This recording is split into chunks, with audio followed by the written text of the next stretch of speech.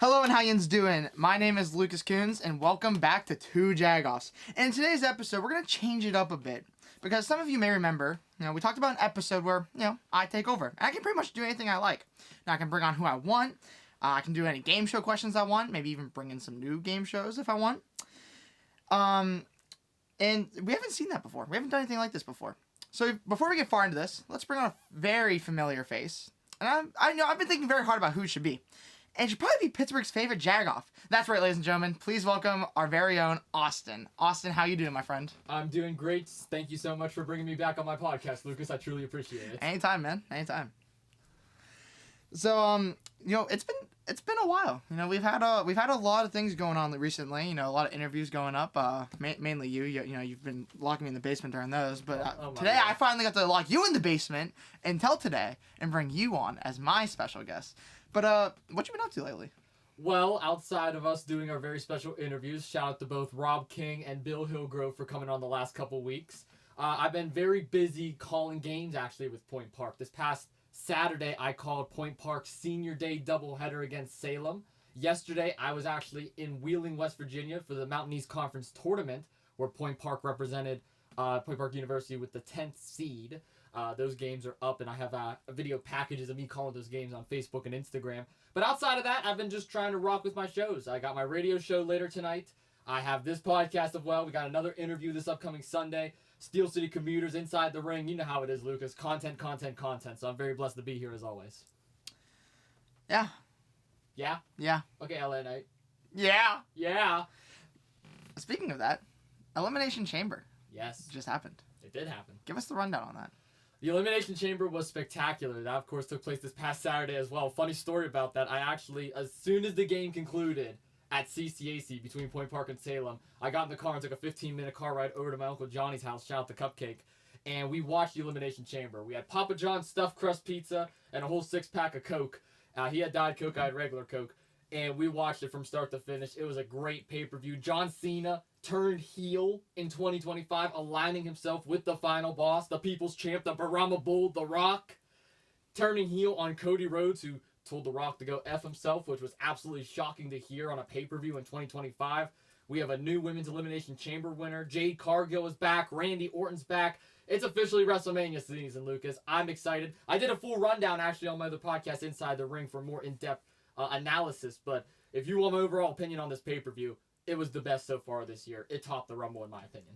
Now, you mentioned, obviously, you did do a better breakdown on Inside the Ring, but let's get a little sneak peek. What was the best match of the night? The best match of the night had to be Kevin Owens versus Sami Zayn in that unsanctioned match. I mean, there was no rules. This is the battle for the ages. The time will never tell. But whether it's Ring of Honor, NXT, Monday Night Raw, Friday Night SmackDown, or on the grandest stage of them all, Kevin Owens and Sami Zayn has always had amazing matches. Throw in the fact that this was unsanctioned, anything goes, it could go anywhere in the entire arena, which we saw.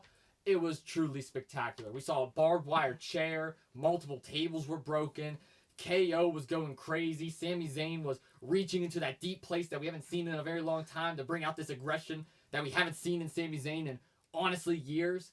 It was a great showcase. Now, don't get me wrong, both of the chamber matches were awesome in themselves. They had great storytelling. There was really not a bad match on this show. But the match between KO and Sami absolutely stole the show. The roof was blown off. Toronto was a great crowd as well. KO versus Sami takes the icing on the cake. Randy Orton also returned as well, which adds the cherry on top. Yeah, I'm excited to see how this goes, and I am excited for a WrestleMania episode that we may or may not be making. Hint, hint, wink, wink. Mm-hmm. Now, Austin, you are pretty much coming to this as blind as you can possibly be on Two Jagoffs, probably ever. How does that make you feel? Well, just to give some more insight to the viewers, this episode is called Lucas Carries for a reason. I didn't prepare a dang thing today. Literally, all I did was I set up the equipment. I have a blank piece of paper in front of me. Lucas is currently looking at it right now. I have no notes. I'm going to be taking notes throughout this episode because I don't know what Lucas has in store. So part of me is a little on edge because I like to be in control. I'm kind of a control freak, so not knowing what is going to go on for the next hour kind of worries me a little bit. But me and you've been doing the podcast for well over a year now, so I know you're not going to get me canceled or get us canceled. But I don't know. You're probably going to make me do something that is just out of this world or probably make an ass of myself. I don't know. Either way, you're going to do something. I don't know what's up your sleeve, but I'm excited. I really am excited. Little worried, though. Little on the edge. You can tell I'm sitting up. I'm a little perked up this time. I don't know. I don't know what's going on. Don't worry, it'll be just fine. It'll be just fine. I don't like that smirk on your face at all. That smirk is alarming, but okay. Well, since this is the first edition, I thought that we should start off with a new game show for our first hot topic, we'll call it. Okay. So, this game show, I'm going to give you 15 sport facts about a certain player in any sport. I mean, obviously one of the major ones, one that you know about. And I made it pretty easy for your first one. I'm not going to tell you who it is, obviously. Your job is to figure out who I'm talking about, though. Ooh. So I'm going to give you facts about their career, starting from college to the NFL, achievements they've made, maybe. You should be able to get this one. I'd be very disappointed if you didn't get it. You probably don't even need all 15 to get it. But every 5 facts, you have to take a guess. So you have to guess at 5, 10, and 15. Okay. You ready? I'm ready. I'm a little worried. I'm not really the best at trivia. All right, so if you want to write them down, you can, but you don't have to. Your first sport fact is they played college football at the University of Wisconsin. Okay, well, I mean, there's hundreds, if not thousands, of players that played at Wisconsin, so that's really not going to help me. I do actually have a couple players in mind that's currently in the league that you may be using, but I'm not going to guess anybody yet. This player was drafted 11th overall in the draft. Okay. This player played for more than one team in his career. Okay. This player has won the NFL Defensive Player of the Year award at least once. Okay. And for the 5th fact, he is known for his dominant pass rushing ability. Dominant pass rushing ability. Yep. So I'm allowed to guess. I have to guess now because there's 5. Yep. And if I don't get it right, you're going to give me 5 more. Give you 5 more. And then we go up until 15. Yep. Okay, I like this. So he's a dominant pass rusher. That's what he's known for doing. He was at least once a Defensive Player of the Year. At least once. He played at the University of Wisconsin and was drafted 11th overall out of Wisconsin. Yep. He's played for more than one team. I don't know where he went. I'm not really too good with where players went to college. I'm really not. That's not my specialty. I'm going to sound like such an idiot here when I say this. Is it J.J. Watt? It is J.J. Watt. Is it really? Wow. Is it J.J. Watt? I thought you were going to take at least 10. Okay. Here's the thing. When you said Wisconsin, I thought T.J. Watt. And then when you said 11th, I was like, wait a minute, was TJ 11th? Because I was locked in on TJ Watt. And then you said played for more than one team, and I was like, wait, no, TJ only played for the Steelers. And then as soon as you said dominant pass, I mean, that's JJ. That's got to be JJ Watt. Yeah. And more than one team obviously played for the Texans and the Cardinals. Mm-hmm. So, okay, let's go! Well, the rest of the ones I had is that he recorded more than 60 sacks in his career. He's not in the Hall of Fame. He has been recognized for his charity work. Was named to 5 Pro Bowls. Has a reputation for being one of the best defensive linemen in history. Was named to the NFL All-Decade team for the 2010s. Blocked multiple field goals and extra points throughout his career. Has been featured in multiple commercials.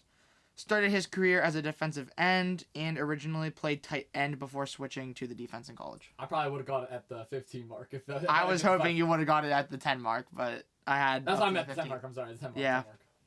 Yeah, it got easier as we went on there. Let's go, 1 for 1. Well, congrats. All right. Are you sure it's Lucas carries? Nah. All right, buddy. Next up for you, I'm gonna take us into a little sport confession here. Oh, we're doing one of that. Okay. Yeah. Okay. I'm all over the place this episode. I'm gonna be honest. All right. So sports confessions. Do you want me to explain the rules of sports confessions, or do you already have something prepared? If you want to, you can. Okay. So sports confession is the game show we've only done a couple times. I think we did it once with my dad too. It's where we give each other an honest confession that we have regarding a sport or a storyline or just something going on within the sports world. And we either have to agree on it or disagree on it and why. So it's a pretty basic concept, but it's actually a really intriguing one. It brings up a lot of good conversations and sometimes debates. So this is one we thought of, I think, on Midnight one time. Yeah, this was one of them, actually. It was? Yeah. Which is kind of sad. That's how most of our current game shows got thought of. It was like midnight or after that we thought of them. Yeah, that's how this one came up. That's how... I can't even... I mean, I think that's how Razor Reuse it came... That was how Razor Reuse... That was actually like a 2 a.m. Same as Flopper Fortune. Flopper Fortune. Was there any other ones? I had Hall of Fame Renal already for a while. Same with Overrated, Underrated. Same with Blind Rankings. STBC was here for a while. Yeah, I think that's about it. It's still good. That's still a good bit, though. That's still a good bit. 3 game shows? Thinking about the content that's come up at 2 a.m. calls is kind of crazy. But, sports confession. Doing Jey Uso versus Gunther at WrestleMania is not what the fans want. I don't believe so. I feel like it's a lot of the marks on social media that's complaining about it because everybody was the main reason why people were so upset about Jey Uso winning the Royal Rumble was because John Cena was eliminated and it's his retirement tour year and everybody wants to see him headline WrestleMania and win that 17th championship. But Lucas, do you remember what I said to you on the phone that night when Jey Uso won the Rumble and everyone was upset? I said, be patient. Wait and see what WWE has prepared for the Elimination Chamber. Because if they're booking this the way that I think they're booking this, this is going to be one of the best Manias for ages. It might even top Cody finishing the story last year. What they ended up doing this past Saturday at the Elimination Chamber by having John Cena turn heel, still going to WrestleMania to challenge Cody, is giving the fans what they want. And that is the most over guy in WWE. Listen, John Cena's a legend. The Rock is a legend. Randy Orton's a legend. Nobody is as over as the crowd right now as Jey Uso is. Everybody is yeeting. Grown men, women, children, elders. Everybody is doing the yeet when he comes out to the ring. You see dozens, if not hundreds of Yeet shirts in the audience week in and week out on every wrestling show. Not even just WWE. You see it in TNA and AEW, for goodness sakes. So yes, this is most certainly what the fans want. They need Jey Uso at WrestleMania. There's been so many times WWE has dropped the ball and guys fans got behind. Fandango, Rusev, Dolph Ziggler, Daniel Bryan at one point in time. These were guys that were so over. Bad News Barrett. They were over with the crowd, and WWE dropped the ball on them because they didn't push him. You can even say LA Knight in recent memory. When he had his U.S. title run, it took him forever to win a championship. Yeah, they should have not taken that away from him. They shouldn't have. But Jey Uso, he is so over right now. He's getting better in the ring. The promos are there. It makes total sense. It makes total sense. And with as stacked as the roster is right now, WWE shouldn't have a problem booking everyone else. So I'm perfectly okay with this. And if someone's going to put Jey over, let it be Gunther, who already has a history with him. The only complaints I've really seen, the reason I was kind of bringing this up, is a lot of people just don't think that Gunther should lose to Jey Uso. Someone that, has been kind of 50-50 his whole career, while Gunther right now is dominant. I mean, he is dominating the scene, and he is making people look like minor league wrestlers.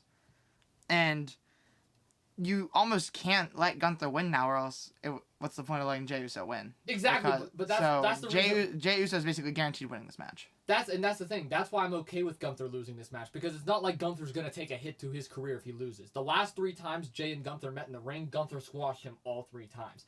Giving Jey the win at WrestleMania makes the most sense, because the storyline is the fans are so behind Jey, they pushed him to win the Royal Rumble, eliminated the greatest of all time in John Cena in the process, and now it's Yeet Mania.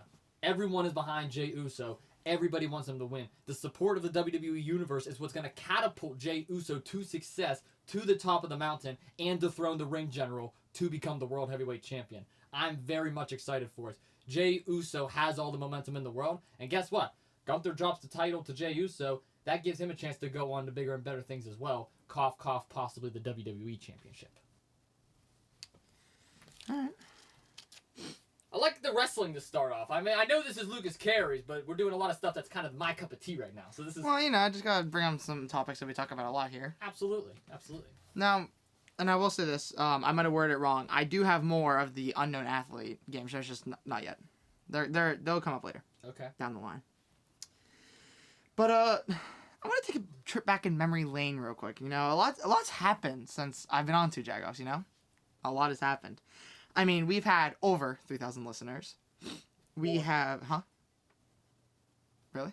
Yeah. Okay, well. 5,560. I think I wrote this before I got the whole number, but alright, it's fine. It's fine. We got the YouTube numbers now. That's true. How is YouTube numbers? YouTube numbers is great. Like I said, I think I told you this on the phone. Our YouTube numbers has officially made the Super Bowl special from this past year our new most listened to episode. Oh, sure. I forgot about that. Of all Even time. though you just told me like 2 hours ago. I forgot about that.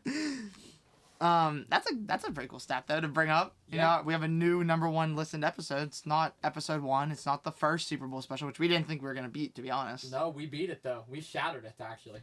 And we were kind of stressed out about the Super Bowl episode too. We were, and the Super Bowl recap actually is not that far behind. It's in the top 5, top 6 as well. That was a good recap. It was just, it was just me sitting over here and your dad go at it the whole time.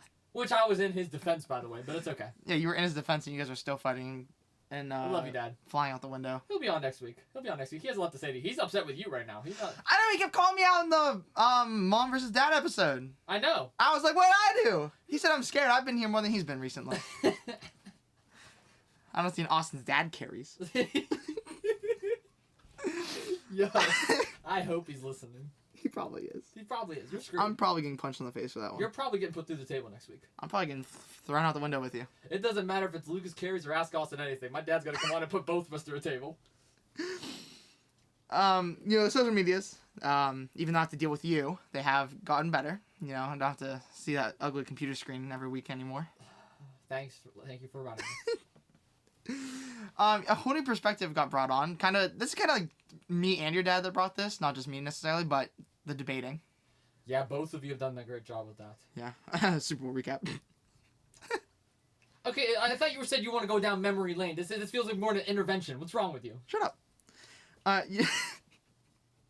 We got the introduction of Mr. Jack Dean, who you didn't even know very much before he even got brought on here. You really didn't know much about him whenever we brought him on for the first time. That was kind of like a shot in the dark. That was my first time meeting him in person. That was your first time meeting him. I'm surprised. He's brought lots of fun inside jokes and memories for us to still deal with on a weekly basis. Chicken flavored gummy bears. I mean, his original joke is now the title of this episode. There was a comment that was spammed on hundreds of episodes. I can't believe he spent that much time commenting that. 4.5 hours, he said. 4.5 hours on a car trip. You could have listened to music or a podcast or played a game, but he just decided to comment on my podcast. Every single episode that was out at the time. Makes no sense. Even though I haven't had much to do with this aspect yet, interviews are popping up. Yes. It's starting to become. I mean, I am kind of taking my own little partner right now. Hint, wink, wink to the future. Yeah, you'll be in a couple. I'll be in a couple. Our equipment's been upgraded. Equipment has been upgraded. New audio interface. I love it. Shout out to Angelo, my professor from Point Park, who hooked me up with it. You're on multiple podcasts and have a radio show, including this one, and bring Inside the Ring back now, so we have those to deal with We still. got 4 shows. 2 Jagoffs, Inside the Ring, Steel City Commuters with my man Nicholas Brown, and of course the Austin Carnes Show on WPPJ. And you appeared on the other podcast too. Yeah, I was on the We Are Family podcast. Yeah. That was a good one. And then I also did the sideline for Point Park, their little TV show where I got to debate a couple times. That's true. You got your internship with IWC. Me and Mr. Jack even showing up, making that event a lot more fun for you. You guys have heckled every single match, and you made Justin Plummer mess up by yelling at him. Okay, the fact that I was able to get the owner of IWC... No, we'll save that story for a little bit later in the episode. We gotta recap IWC's last event. We'll recap it. Okay. Well, maybe after the next one. After the next one, we'll recap IWC. IWC has been a blessing, though. I'm very blessed for it. You're starting to call games. I am. Just called a playoffs yesterday. Yeah, you called playoffs yesterday. Look at you. D2 playoff basketball. And all the behind-the-scenes effort that we've been putting in recently. Yeah. Been putting in a lot more recently, too, especially with last Sunday's promo. Last Sunday's promo was legendary. It was a good one. It got a lot of good feedback. Hall of Famer Nah. I think it did good on view-wise, too. Mm-hmm. On social medias and the actual episode. But, going into the next one, I have an STBC for you. Yes, I love STBC. Start, trade, venture, cut. That is. My first one for you, WrestleMania. WrestleMania, the grandest stage of them all, the showcase of the immortals, as many people calls it. I'm going to put it at... Well, I can give you them all first. It's on Blind Rankings. Oh, wait, I was about to do blind rankings. I'm an idiot. Don't worry, that comes up later. No okay, worry. we'll do blind rankings. I was going to put Mania number 1, in all honesty, if it was blind rankings. But all right, Mania's the first one. The Super Bowl. Oh, gosh, okay. Super Bowl. The Stanley Cup. Stanley Cup Finals, or just... Okay, I'll wait. And the World Series. Okay, so we're talking about the championships itself. Mm-hmm. All right, well, listen, WrestleMania is a 2-night event that lasts an entire weekend. It's practically a special now for the WWE, where they travel to each city, they make it their own. Ever since they introduced the new format, it has been great every year. Dallas was great, Philly was great, LA was great. I'm expecting Vegas this year to be great. The Super Bowl, I mean, it's literally the biggest football game of the year. The Stanley Cup Finals, a 7-game series between 2 hockey teams that absolutely hate each other, one from the Western Conference, one from the East. And then the American and National League champions meet also in a 7-game series for the World Series. Listen, here's the deal. All 4 of these are great. All 4 of these are memorable. All 4 of these I will be watching this year. Well, Super Bowl already happened, but the other 3 I will be watching once they come up this year. If I have to be 100% honest with you, I'm cutting the Super Bowl. As crazy as that sounds, I am cutting the Super Bowl. Listen, both the Stanley Cup and the World Series are 7 games. Can go to 7 games. The least amount of games could be played as a 4-game series if they get swept, but that's highly unlikely on that big of a stage, on that big of a platform. The Super Bowl is 1 game. WrestleMania is now 2 nights. It's a spectacle. It is seen internationally. The Super Bowl itself is only played here in America. Mania is looked at internationally. There's going to be a day where there's going to be a Mania held in a different country. I don't know if we can say the same about the Super Bowl. And plus, the Super Bowl, it's 1 game. It could be a blowout. And I think this past year's Super Bowl shows just that. Look at what happened between the Philadelphia Eagles and the Kansas City Chiefs. The Kansas City Chiefs absolutely got ramrodded by the Philadelphia Eagles. The Eagles came prepared.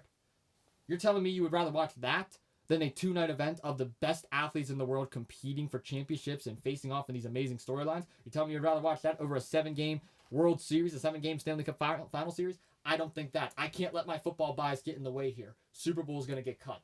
Now, these next 3 are very tough because they're all amazing. So I'm going to go out on a limb and say this. I am starting the Stanley Cup Finals. The Stanley Cup Finals, in my opinion, is the 2nd greatest playoff bracket in terms of championships. I still stand on the hill that March Madness is number 1. I'm a big fan of March Madness. I love the way the college basketball bracket is set up for both the men's and the women's. Stanley Cup Finals is a close second, though. It's always intense. It's always great. We both know as Penguin fans, Lucas, we got to see the 09 Stanley Cup, 16, and 17.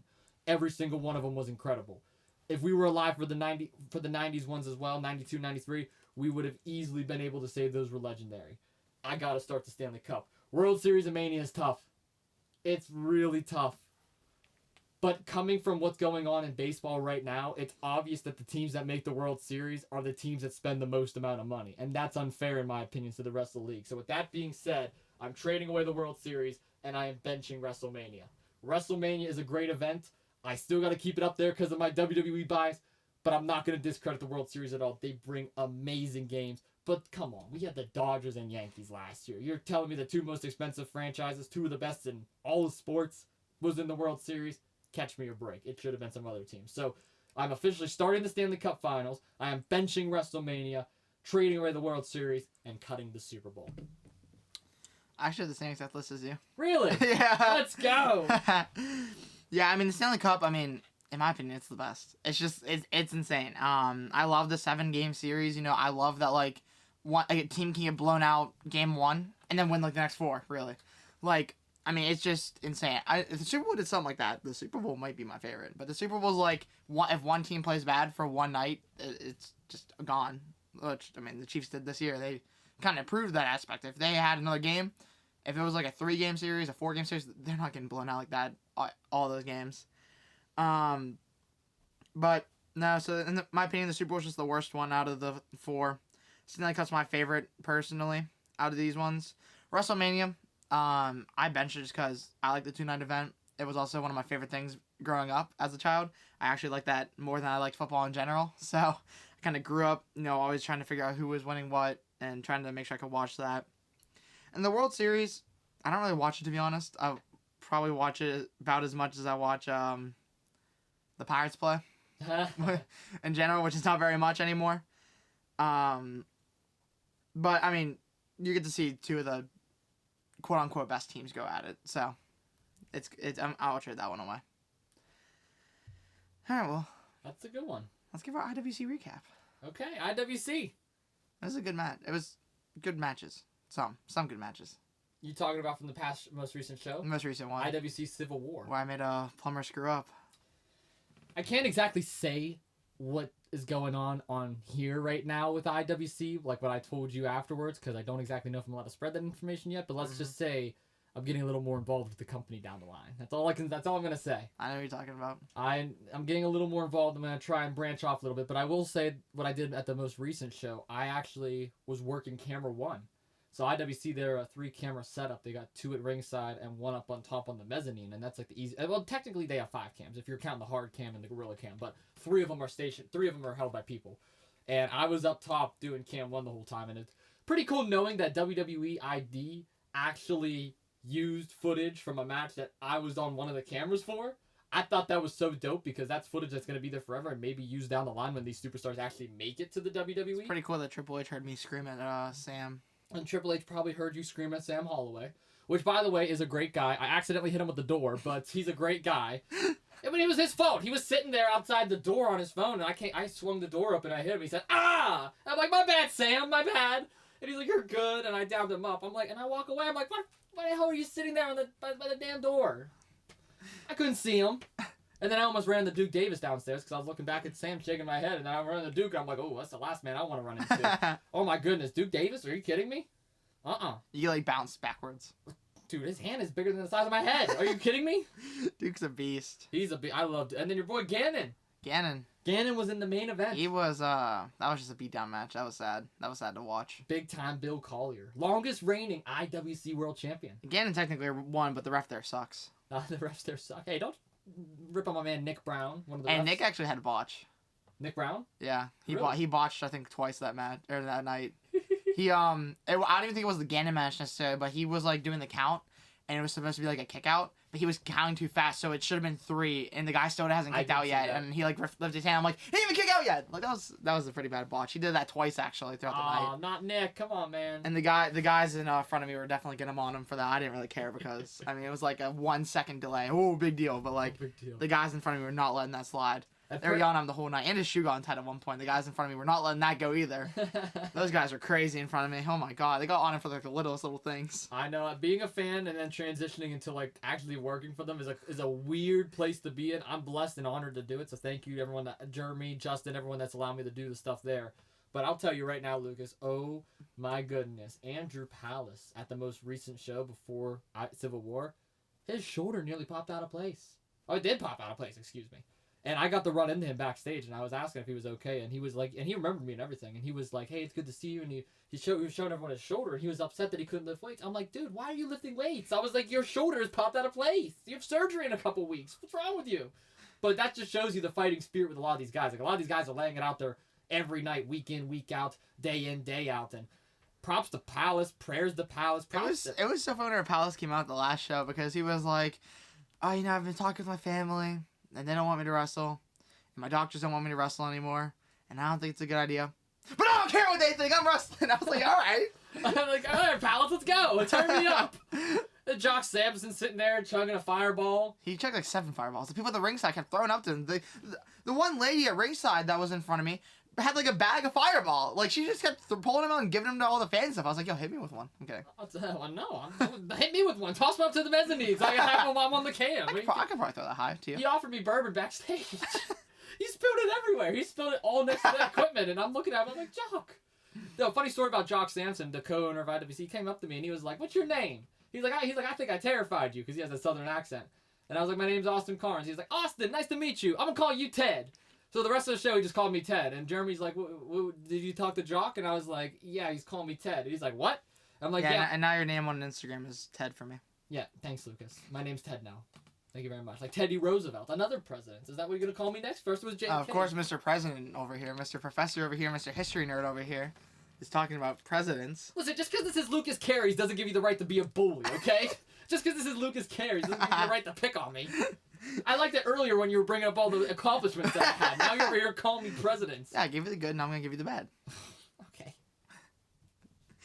Yeah, no, but my favorite part of that had to be screwing up Justin Plummer's speech. He was in the middle of a speech. I screamed a non-podcast friendly word at him as loud as I could. And it was silent, by the way. No one else was really talking. They were all listening. And there was this one part. I forget what he said, but I was just like, yelled something at him. And he just like stopped for a second and then picked up on a part that he was not talking before I screamed. I was like, what just happened? Did I just screw up Justin Plummer? And then I also got Derek to tell me to shut the F up. So that was pretty cool. Well, Derek says that to everybody. Yeah, but Derek especially likes saying it to me. He said to me the past 2 shows. I made... He did a, I can say this on the podcast. He gave someone a low blow to win the match. You can say that one. He gave someone a low blow to win the match. After he won, he celebrates around the ring. For whatever reason, my side of the ring where we sit seems to be like the most favorited side by the wrestlers. And he came over and he was like standing by the rope with like his fist up, and I was like, "You like that low blow, didn't you, Derek?" And he did not like that comment. I gotta meet Derek's like the one wrestler I haven't met at this point that I've bullied the most at IWC. I gotta meet him at some point. Listen, I gotta get him at intermission. I went to a show called Enjoy Wrestling. This was actually the first show I ever took Kevin to. It was last year. His first ever wrestling show. And we had second row seats, and Derek actually was there. He was in a tag team match with Katie Arquette, who also just returned recently. Mm-hmm. And I was heckling him so bad during that show. And he was cussing me out. He kept telling me to shut the F up. And it was funny because he got in the ring. I said, Derek, you're not the legal man. You're not the legal man. And he looks at me and he's like, I tagged, you dumbass. And he's just yelling at me. And I actually went up to him in intermission because he was surprisingly at one of the tables. And I blamed it on Kevin. I said, hey, by the way, this guy was the one that was screaming at you the entire match. He's a jackass. And Kevin's like, there's no way you just told Derek that. And Derek just kind of laughed. And he was like, are you guys going to buy a sticker? So I bought a sticker from Derek. And it's on my door. Sell out Derek. Sell out Derek. Hey, the event before that was so much better, I'm not gonna lie. Oh, Reloaded? Oh, yeah. The accountant guy. That guy there's this one guy came in the ring. It was a random match. Just random people. It was like the Royal Rumble for IWC, wasn't it? Yeah, it's like the Royal Rumble. And it was called the Reload Button match or whatever they called it. Reloaded. The reset button. The reset button match. And they were just pulling random people in the ring. This one guy that looked like an office worker came to the ring. He had like 3 shirts on, multiple clip-on ties. Oh my god, whenever the one guy realized it was clip-ons, he was like, you effing lied, it's a clip-on this whole time! He was so heated. That was hilarious though. But during one of the silent matches, I forget, who was he? Do you remember who was wrestling? I think it was Victor Benjamin. It was Victor. During one of the silent parts of that match, I said, Victor, leave my mom's accountant alone! I just screamed that. Victor smiled. I could see him smile. It's so funny watching all the people supposed to be like serious just crack because of me. Hey, that's the one that we always go up to every show is Victor Benjamin. It is always Victor's always that time. He's always so cool afterwards too. He's a good guy, man. Shout out to Shane. I actually know Shane really well. He's good friends with my buddy with my cousin Jason, and he's always such a good guy just to go and talk with and chat with. He's also a boxer too. I was gonna say, yeah, isn't he like a boxer or something? He's a boxer. He does all different kinds of stuff. Victor Benjamin. He's gonna come on the podcast one day. We'll get Victor Benjamin on the podcast. Okay. We'll get him on. We'll both. He's a scary man. He's not that scary. He's a good guy. Looking at He's it, the savage he gentleman. looks scary. He's the savage gentleman. Speaking of podcasts, there's another guy that we said has a podcast, Marcus D'Angelo. Okay. You remember him? The little short guy, brass knuckles, headband. Not a fan. Beat up Sand. Not a fan of him. He came up to me at the last show. He introduced himself. He's like, "Hi, my name's Marcus." I'm like, "Yeah, I know. I may be lower thirds."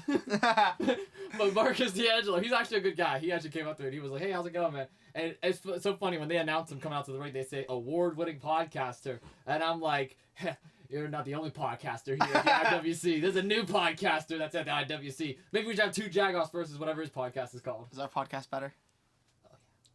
Oh yeah. Oh yeah. I had to make sure you have the right answer there. No disrespect to you, Marcus D'Angelo, but I'm Pittsburgh's favorite Jagoff.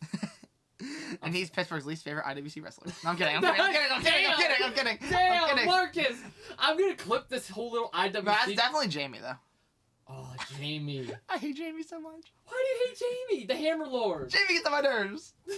Jamie injured Victor because Nick Brown didn't get the dang sledgehammer out of the ring in time.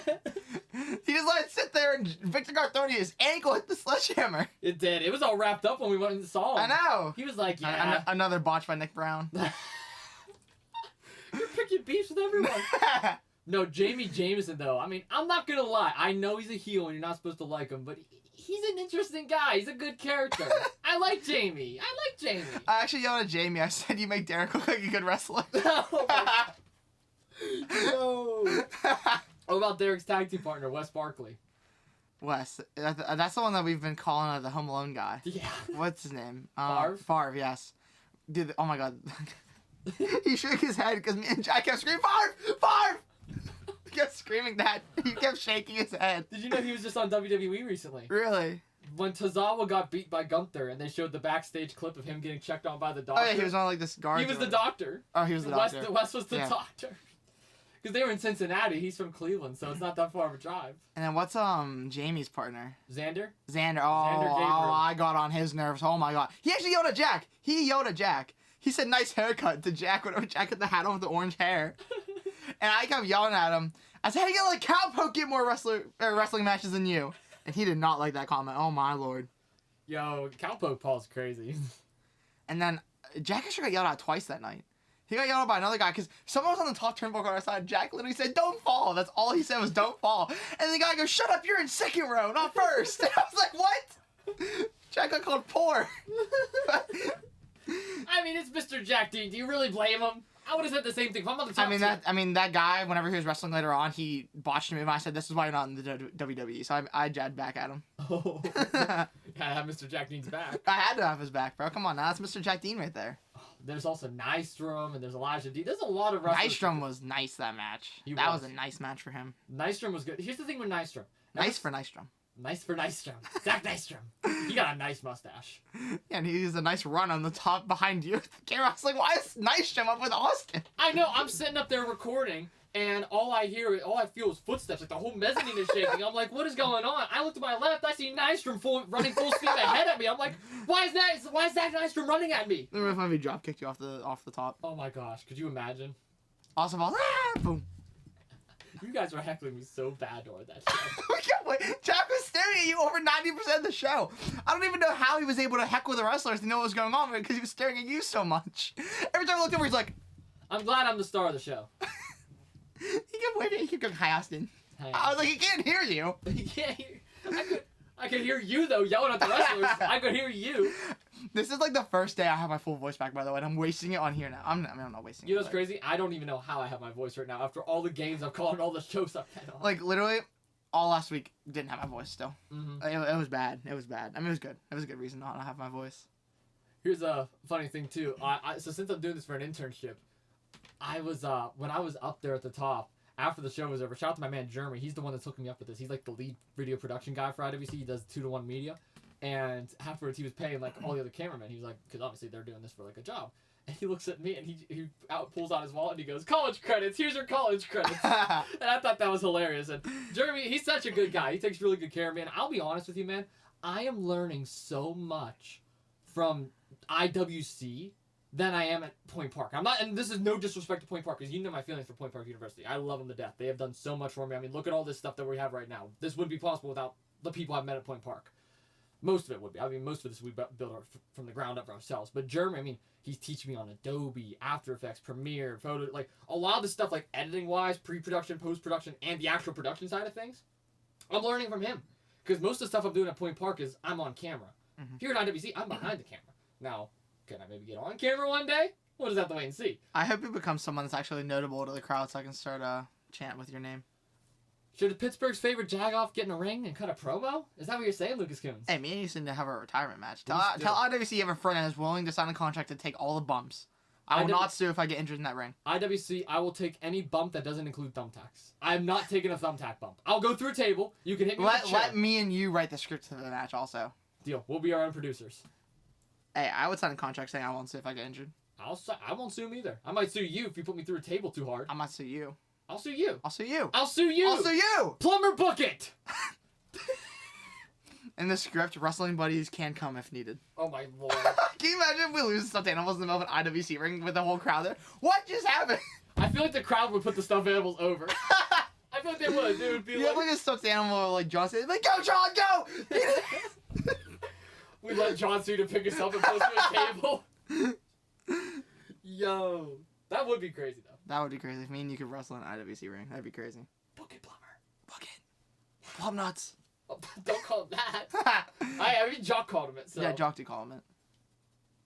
Jock Bucket. Yeah, Jock. Jock seems more willing to book random matches. Jock Bucket. Bucket Jock. I'll ask Plumber, you ask Jock. Actually, no. If I ask Jock, he's going to be like, Ted versus Lucas. It's going to be Ted versus Lucas. Yeah, so you ask Jock. Yeah, he's going to make me probably take a shot of Fireball before I go out. I'll ask Plumber. I'll agree to never call him Plum Nuts again. You're going to break that promise by the next show. Yep. IWC 25th year anniversary, though. It's coming up.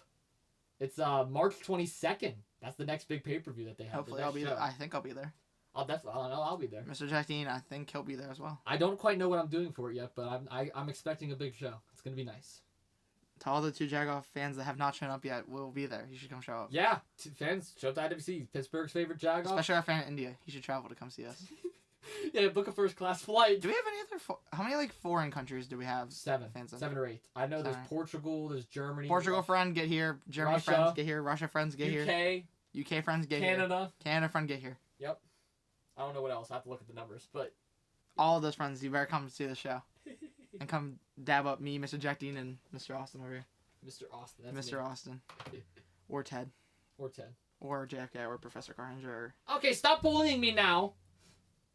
I'm gonna package pile drive you like Kevin Owens if you don't No, you stop. won't. Yes, I will. No, you won't. Yes, I will. No, you won't. Yes, I will. No, you won't. Yes, I will. No, you won't. Yeah. No. Yeah. No. Yeah. No. Yeah. No. No. No. Yeah, you said no. See. Can you put a picture of Matt Hardy on the screen Oh real my quick? god. There he is. There's Matt Hardy, Lucas. Are you happy? I'm very happy. Are you very happy Can you now? actually put a Rusty Shake now on the screen for like a couple seconds? It's still on the screen. It is still on the screen. We're going to leave on the screen because next up for you, blind rankings. Oh god. This is places we hang or go to often. Ooh, okay. Like me and you? Yeah. Okay. For the first one, Milkshake Factory. Well, we've only went once, but the one time that we did go, it was nice. And we got a Rusty Shake, which is why it's still on the screen. It is still on the All right, screen. now you can actually put a picture of the Milkshake Factory on the screen. Now you can transfer over. Okay. Or you can actually put both. Actually, put post-production also put Milkshake Factory and the Rusty Shake on the screen. I don't even know if I can do that. Yeah, you can. Just put the picture in half. Oh yeah, I can. Okay, there it is. You did you did it on Sunday's episode. I I forget did. who you did it with, but it was two It pictures. was with Matt. Oh, Hardy. no, it was Rusty and the Rusty Shake. Yeah, you're so funny. No, it was. Oh yeah, it was. Well, no, that was actually one image. Oh, it was? Yeah, it was. Oh, well, you found a split image then. I found a split image. Well, you can make a split image and. Yeah, I'll make the split image. Okay, Milkshake Factory's going to 5 just because we've only been there once. It's good. I go to it every once in a while in the city, but it's a little pricey. I'm not gonna lie. It's a little pricey. And I only get one thing there. Sometimes two. All right, well, next up, a place that we've also only been together once, Point Park.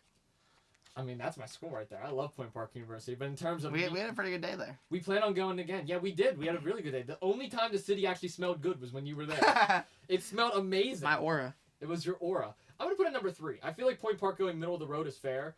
I don't want to put it too high because I have a feeling I know there's at least 1 or 2 other places that is gonna go above it.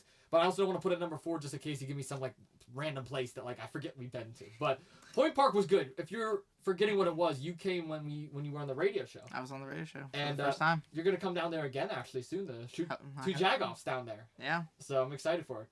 Hint, hint, wink, wink. Hint, hint, wink, wink.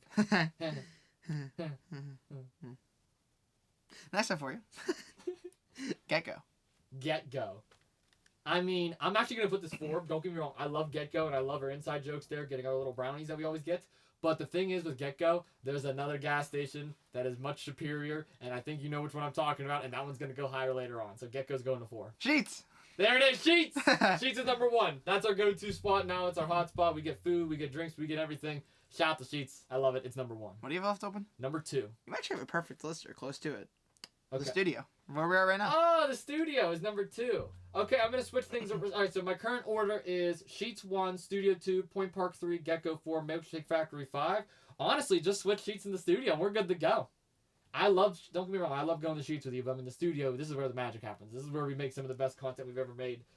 Depending on how you want to look at it, you could put Sheets number 1, you could put the studio number 1. It just depends on. I'm gonna which one say you prefer. new order, Studio 1, Sheets 2. I kind of want to put Gecko above Point Park, but we haven't went there in a while, and we're gonna be at Point Park more now. So Point Park can stay at 3, Gecko can go 4. And I love the Milkshake Factory. I love me a Rusty Shake, but it's staying at number 5. Yeah, I have the studio 1, Sheets 2. I actually have Gecko 3 just because we haven't really been to Point Park very much. That's fair. That's fair. That's fair. Yeah, I mean, once we go there a couple more times, I'm gonna move it above Gecko. But I got Point Park 4 and Milkshake Factory 5. That's fair. Not a bad list. Not a bad list at all. Alright. Well, we all know that the NFL draft is a big time for us. But more importantly, our draft day episode, which will be coming on not recently, but pretty soon. About a month or so. About a month or so. So who are your top 3 people in the draft that you're watching for as of today? That's a really good question. And I have 3 for you also, and I have some reasons why. I mean, the number 1 guy that I'm obviously looking out is probably the most interesting athlete that I've seen coming out of any college sport in a long time, and that has to be Travis Hunter. I mean, he's a dual athlete. He can play both wide receiver and cornerback. He plays for the University of Colorado. He originally was at Jackson State before both Deion Sanders and Shedeur Sanders moved over to the Pac-12. Now, of course, in the Big 10, or the Big 12, excuse me. The reason why I say Travis Hunter, it's not because of how great he is. It's because I'm curious to see how great he's going to be. Is this going to translate to the NFL? He wants to play both positions. Some teams want him to play receiver. Some teams want him to play corner. Some teams don't want him to play. Some teams just want to give him their playbook and expect him to play, which at the end of the day, if you're drafted by an NFL team, you got to do what the coach says. You don't get a say in it. You get your contract, you earn your roster spot. That goes for everybody. So hopefully Travis Hunter can ideal to that. But until then, it's going to be a real interesting draft day process. He's one of the most interesting athletes. So for that reason, I have to say him is probably my number 1 guy that I'm looking out for. I don't know where he's going to go, and I'm really excited to see it. Number 2, this was a guy, unfortunately, that's dealing with a lot now, personal-wise, like injury-wise. But this was a guy I had circled on my paper for 2 years. And it's Abdul Carter from Penn State. This man is an absolute monster. This man is an absolute machine, a train, a freak of nature. I mean, this guy right here can be the next Micah Parsons, can be the next TJ Watt. This guy right here is the kind of guy you want to have on your defensive line. And the fact that this injury may set him back, he may fall in the draft kind of like Jalen Carter did after Carter had his issues at Georgia. So I don't know where exactly he's going to go either. But just for the simple fact that I've been talking about him for 2 years, every time we bring up Penn State, I got to give it to Abdul Carter. And the third player that I'm looking out for most, I don't get me wrong, there's a lot of good quarterbacks this year. You look at the Shedeur Sanders, you look at the Cam Wards, but I'm going to give an interesting one to you, Dillon Gabriel. I don't think many people are talking about him from Oregon. Jackson Dart is starting to get recognized a little bit more. Obviously, Kyle McCord from Syracuse. Shedeur and Cam are probably the two easily best quarterbacks in this draft. Jalen Milroe from Alabama is another one, but Dillon Gabriel took his team nearly to an undefeated season. Oregon was the number 1 seed entering the playoffs before they got blown out by Ohio State. So that's a guy right there that we can look out for and be like, hey, wait a minute. This is a guy that originally played at Oklahoma, transferred over to Oregon, and has still had a winning success. One of the best lefty quarterbacks in the nation right now. Can that translate to the next level? Only time will tell. So my 3 guys that I'm looking at, Lucas, is Travis Hunter, Abdul Carter, and, of course, Dillon Gabriel. And if the Pitt fan inside of me wants to say kicker Ben Sauls. I really want to see where Ben Sauls goes just because I'm a Pitt fan. But those are my 3 guys. All right. Well, I have 2 of your players on here. And I actually have a bonus one, too, that I actually just made today because I saw a recap of the NFL Combine, and I have an interesting take. Abdul Carter, I have on here. I mean, obviously, he's one of the most talked about players right now because no one can really figure out where he's going to go now that he has this foot injury going on. They don't know if he's getting surgery or if he's just going to deal with it. They don't know how serious it is, if it's going to affect his play style. No one really knows. So I'm interested to see where he's going to be taken. I mean, he has a lot of sacks and a lot of fumbles. I mean, he basically is like Myles Garrett Jr. That's what he reminds me of. No, but I mean, no matter what team he goes on, I think he's going to be a monster. I just hope he actually gets drafted into a good scenario, not a really bad scenario. I also have Travis Hunter on here. I'm honestly more curious how he's going to be drafted more than, like, how he's going to play. Like, is he going to be drafted as a defensive player or an offensive player? And how's that going to transfer over? Is he going to maybe be a defensive player, but, like, maybe throw him out on, like, a trick play or something on the offense or something like that? And then I have Ashton Jeanty on here, or Jeanty, however you say his last name. Jeanty, yeah. Jeanty.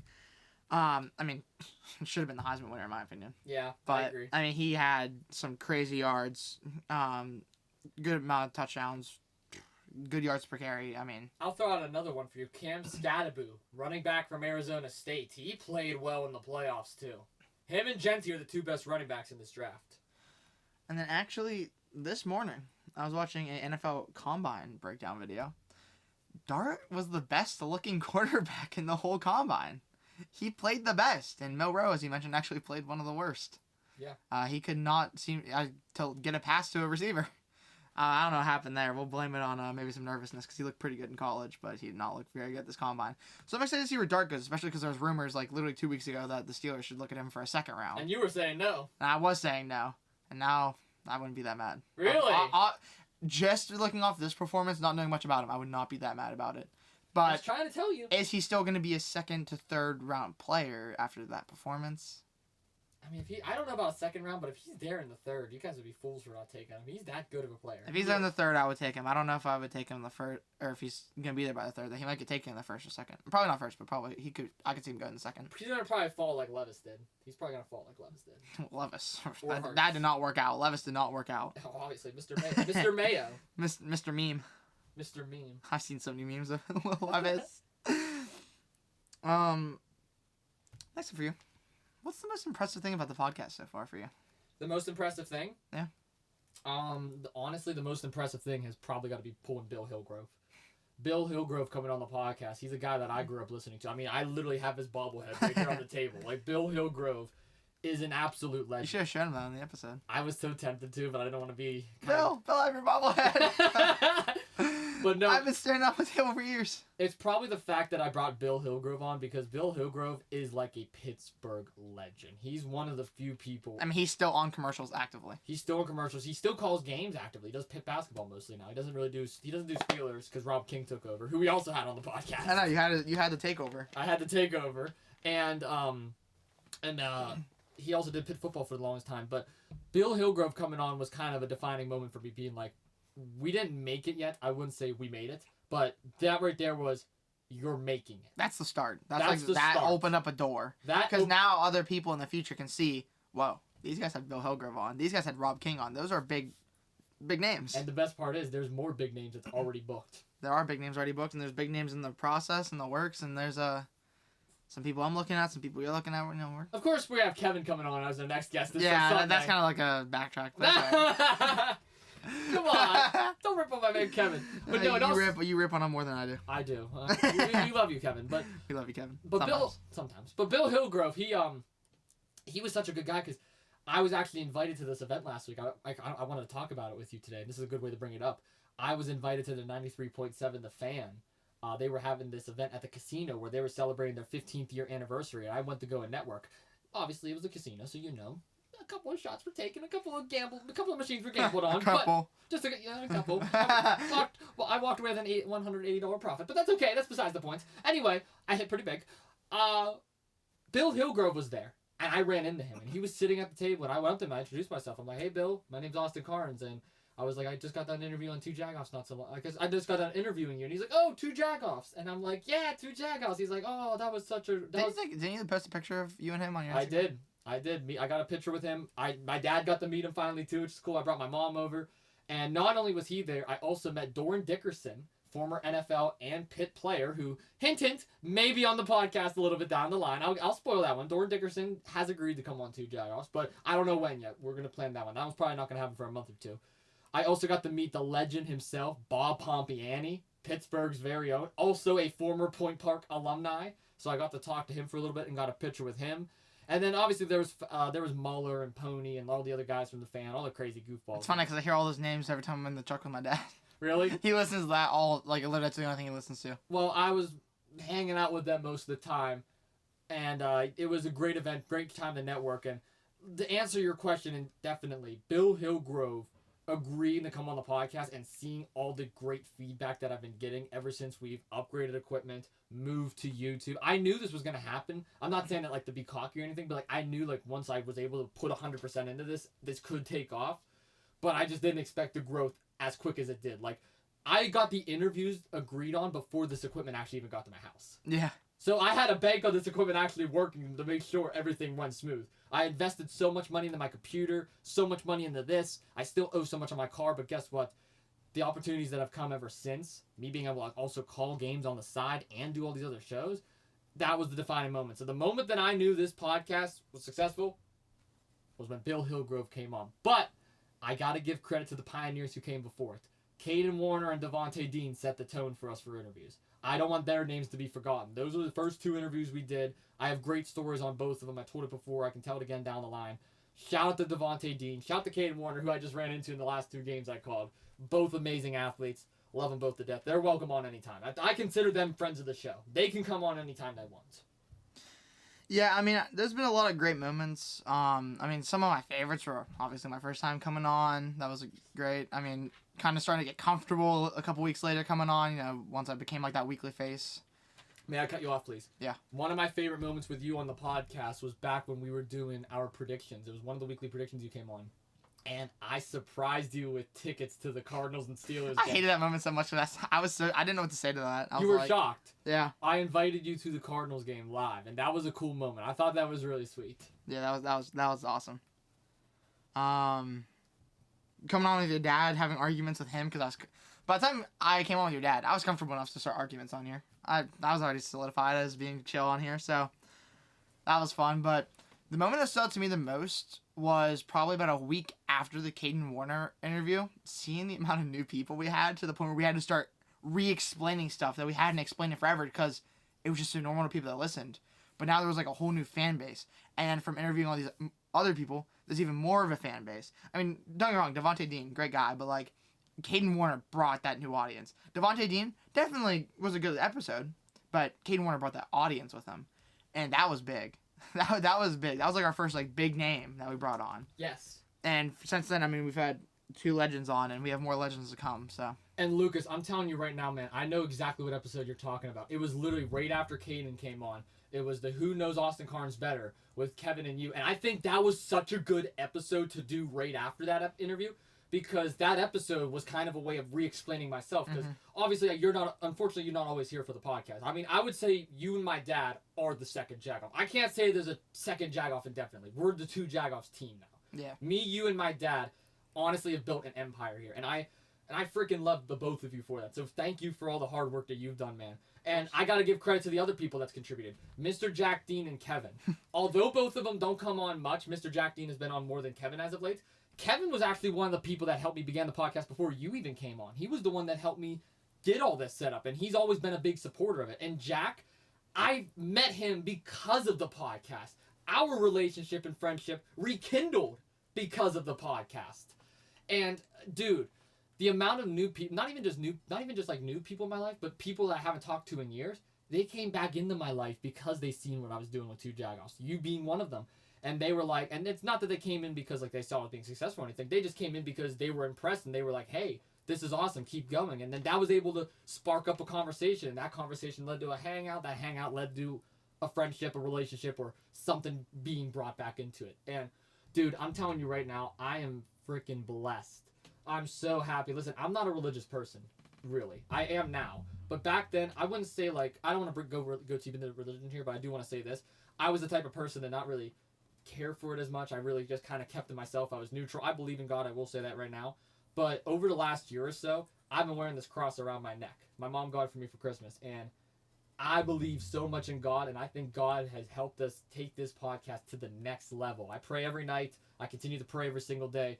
And I'm telling you right now, man, my prayers have been answered. Your prayers have been answered. I've freaking taken this shit to the next level. I'm going to say that right now. I don't care. We have taken this shit to the next level, dude. And I cannot wait to see who comes on this podcast next. And anybody that's listening out there, whether you're a wrestler, an athlete, a broadcaster, a politician, an actor, an actress, I don't care who you are. You are invited to the podcast.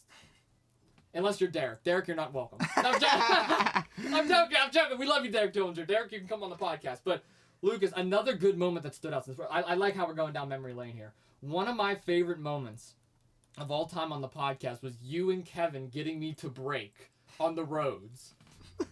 Dropping an F-bomb. Because here's the thing. I want to go back in time. A lot of people don't know this because we do have a new audience. The 3rd episode ever of 2 Jagoffs. Back when we had a completely different... Oh, episode 3. Episode 3. That's another inside joke. Back when it was a completely different crew here on 2 Jagoffs, I was not even speaking at that moment in time. And I was in my bedroom, back whenever I was at the table in the corner of my room.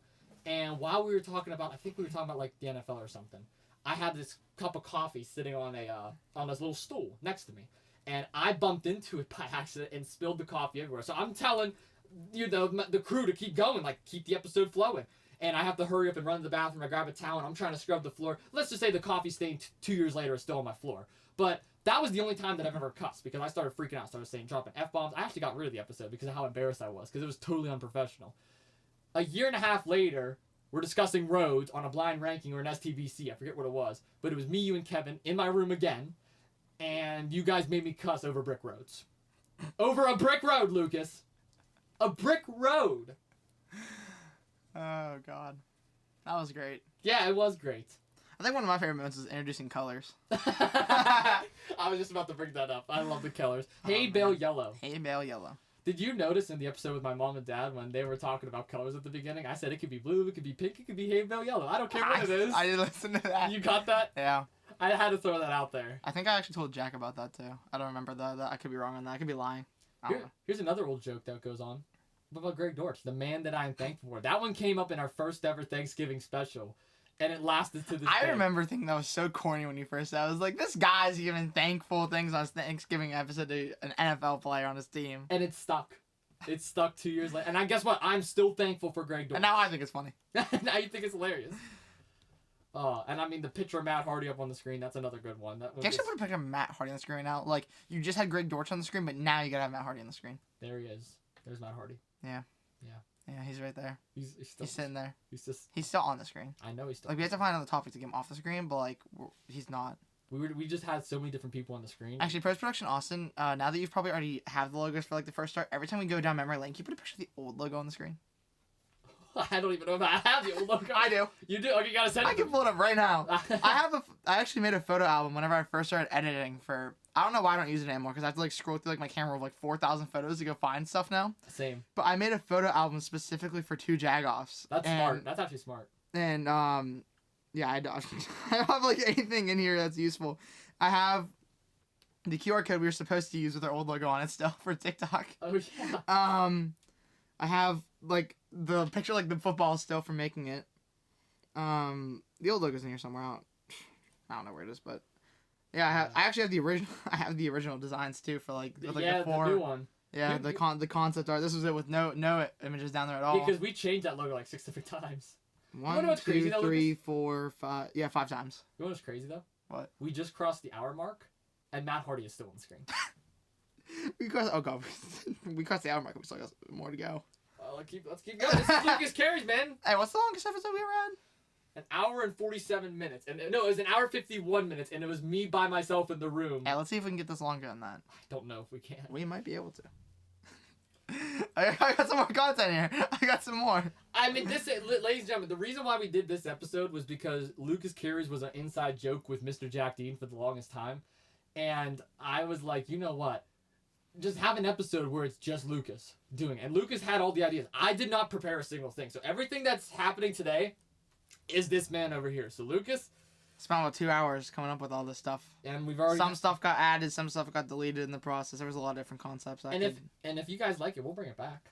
We'll bring it back. We'll definitely bring it back. Maybe we can make this a once-a-month kind of thing like we're doing with Ask Austin Anything. I'll say this, if it becomes a once-a-month thing, we're having at least one new game show introduced every month. Because I'm going to plan to at least have one new game show every time. Like this week we had this episode we had the, Guess That Superstar. Imagine you bring on Bill Hooker for Lucas Carries. Just Bill randomly hops on. Who's Matt Hardy? Who's Matt Hardy? Could you imagine Bill Hillgrove saying, "Can you put a picture of Matt Hardy up on the screen?" I'd pay him to say that. Yo. I like slide him a 10 under the table. I was having Sharpie tell Austin to say, if you put a picture of Matt Hardy on the screen right now. He'll be like, can you put a picture of Matt Hardy? He'll be so confused. He'll have no clue what we're talking about. Imagine if he's like friends with Matt Hardy. He's like, oh, Matt Hardy, you want me to bring him with me? What? Oh, look, Matt Hardy is actually on the screen. Yo! Matt Hardy! Hey, delete! He's still on the screen right now. I know he is. He's still on the damn screen.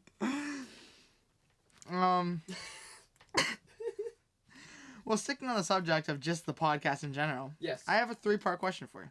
3-part question. Where do you see the podcast in 6 months, 1 year, and 5 years? In 6 months, I see us making money off the podcast. I actually can see us finally monetizing this. 1 year and how many? What's that one? 1 year and 5 years. 1 year, I can see us being on camera. In 5 years, I could see one of us getting a job out of this. Yeah, those are my bold predictions. In 5 months, 5 or 6? 6. 6 months, I believe we can monetize the podcast and at least make little profit off it. I believe we can at least make more than $3.57 like I did on my last sponsorship. Shout out to Anchor, by the way. Hint, hint, wink, wink. Which doesn't exist anymore. Hint, hint, With wink, a possible better sponsorship. Hint, possible 2 sponsorships actually. Oh. Yeah. You tell me about one. I'll tell you about the other one afterwards. Cameras will be off soon. Speaking of cameras, I think the camera will be implemented within a year. We'll at least get some sort of on camera. We had kind of already teased it a little bit with the interviews.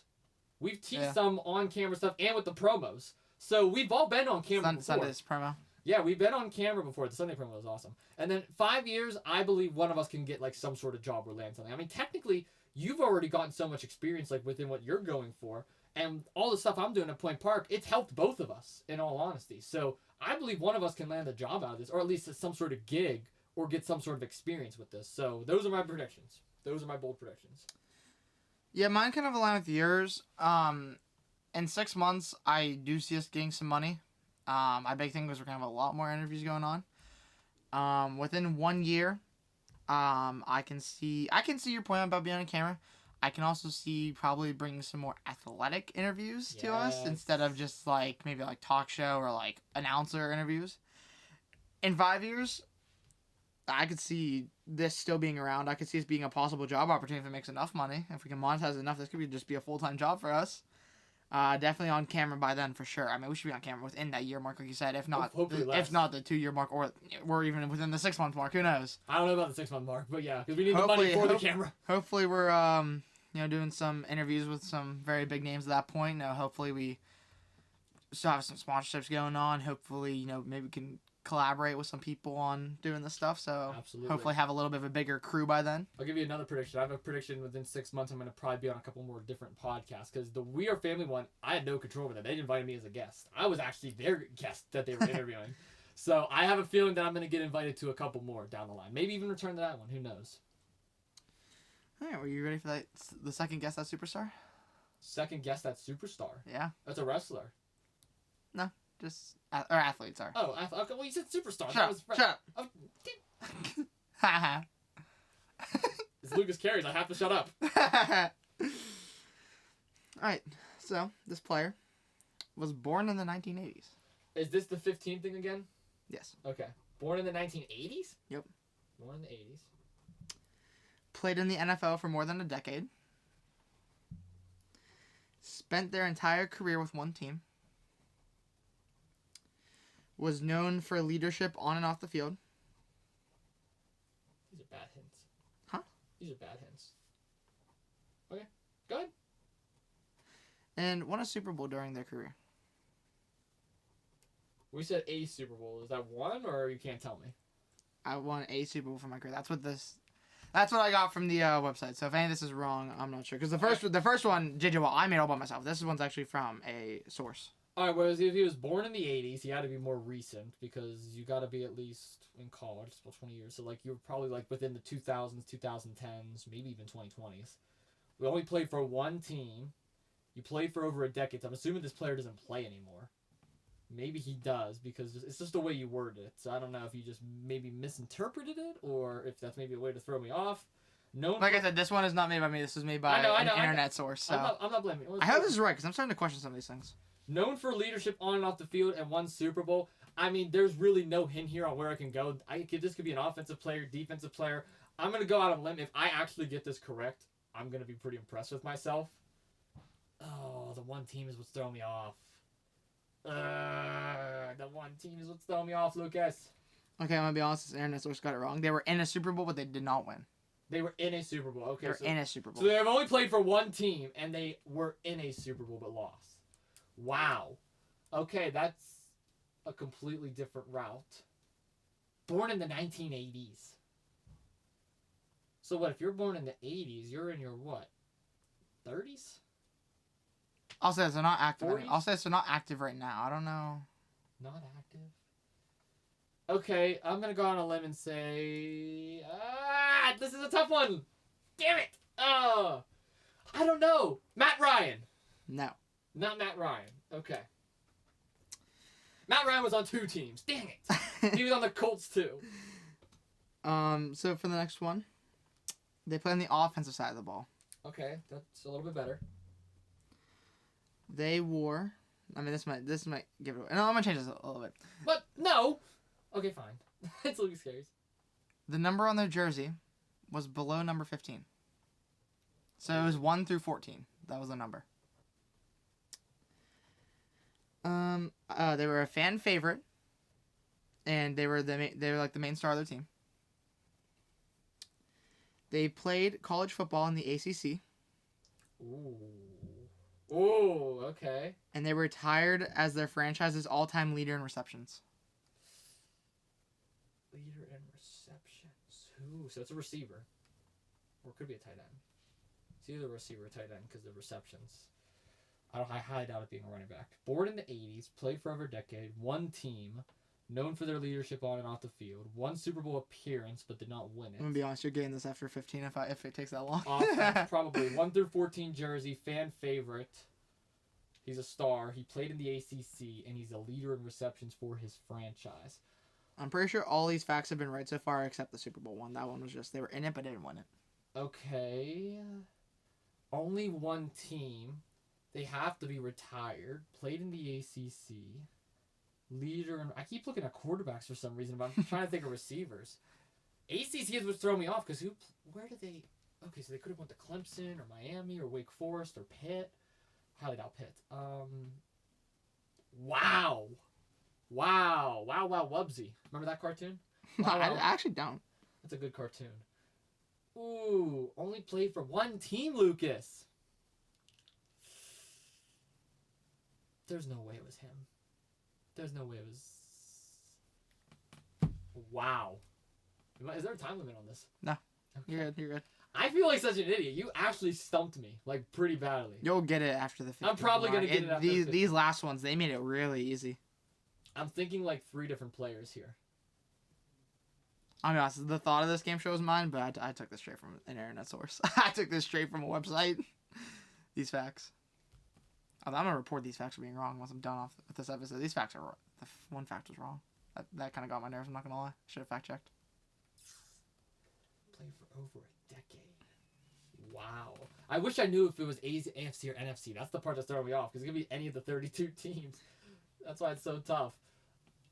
Okay, I know this isn't right. I know for a fact this isn't right, but I'm gonna guess it anyway, just because he I know he played for 2 teams. I know he played for the Cardinals and the Bengals, and he wasn't in a Super Bowl. But I'm just guessing, just so I can get the 15. AJ Green. No. I know it's not AJ Green. I just had to guess it. All right, the next one for you. Oh, I think I know it is. Crap. Okay, just say it. I think I know it is. I'm considered one of the best wide receivers to never win an MVP. Okay. They were named to multiple Pro Bowls. Okay. The team's primary color is red.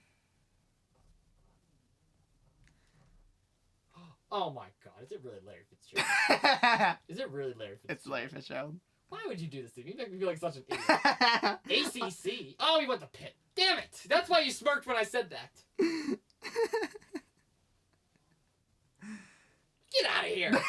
You threw me off with the Super Bowl question earlier. Well, this website screwed up. They said he won it, and I was like, the Cardinals never won it. They were only in 2009, so I had to change that one on the fact. I'm kind of mad they got it wrong. How do you get that wrong about Larry Fitzgerald? That's what I'm saying. I should have fact checked them. I didn't even look, to be honest. I just kind of copied them and assumed they were right. Larry J.J. Watt, I looked up his stats, and I customed all How those did I get J.J. questions. Watt, but I didn't get Larry Fitzgerald? Yeah, how'd you That's what I want to know. I got J.J. Watt within 5 guesses. It took me 15 to get my favorite NFL player of all time. Oh my goodness.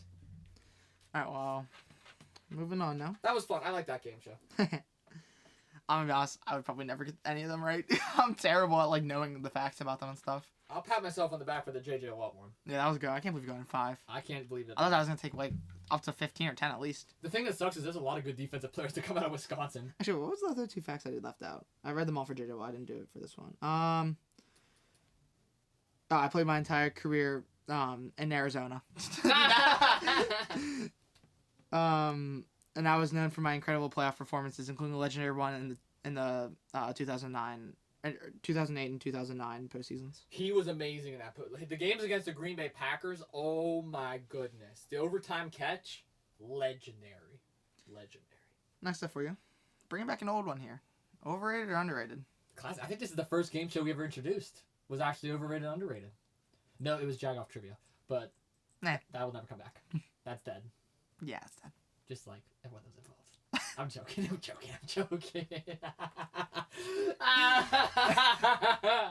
Evil laugh. What's that from? Clash of Clans? That's from Clash Royale. Clash Royale, whatever. Same thing. Do you ever play that?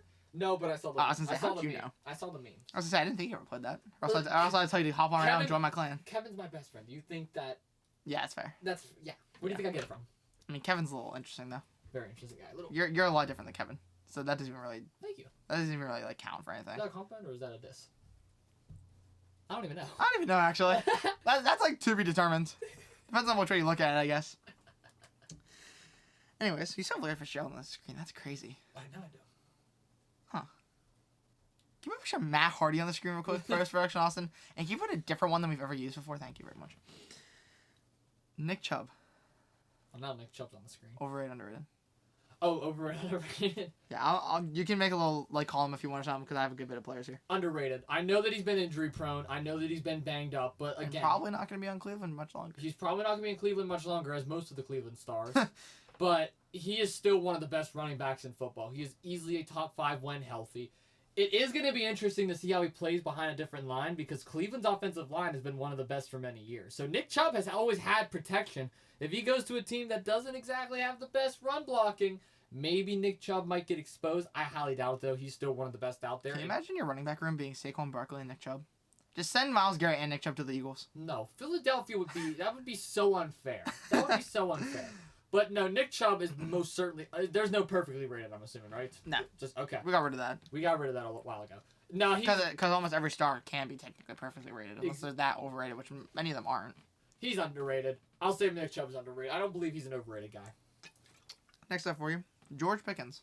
George Pickens is overrated. I'm not saying that because he's a Pittsburgh Steeler. I'm saying that because of the fact that when he is on the field, don't get me wrong, he is most certainly a presence, but at times he is more of a detriment to the Steelers' success than he is a benefit. What I mean by that is the temper tantrums, the constantly starting the fights, some of the decisions that he makes on and off the field, some of the questionable things that he says during his press conferences and post-game interviews. George Pickens doesn't seem to come across as a leader to me, and that's no disrespect to him whatsoever. But it just seems like his attitude and his cockiness gets in the way of his level of playability that we both know he is capable of having. We've seen it at Georgia. We saw it in his first couple years with Pittsburgh. He's easily the best guy on the roster, one of the best in the AFC North in terms of wide receivers. Possibly, I wouldn't say the best because of Jamar Chase, but he's up there as one of the better ones.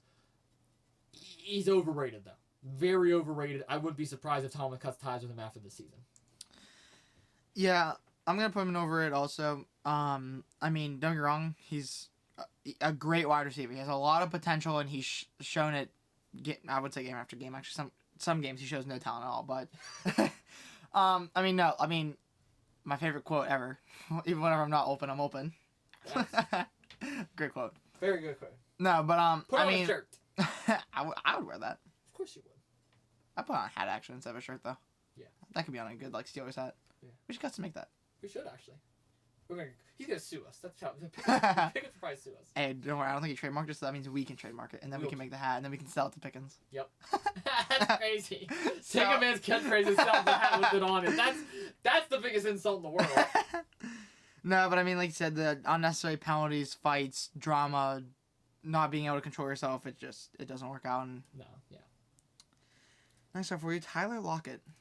Tyler Lockett is underrated. He has been with the Seahawks for as long as I can remember, and he's always been a consistent wide receiver. He's not the type of guy that's going to go out there and get you 8 receptions, 100 plus yards, and multiple touchdowns a game, but he most certainly is the type of guy to go out there and make an impact for your offense. He is most certainly the type of guy to go out there and be a game changer when need be. And even with DK Metcalf and Jackson Smith and Jigba, and my man Jake Bobo! It's been a while since I've talked about Bobo. As loaded as that wide receiver room is, Tyler Lockett still stands out as one of the better ones.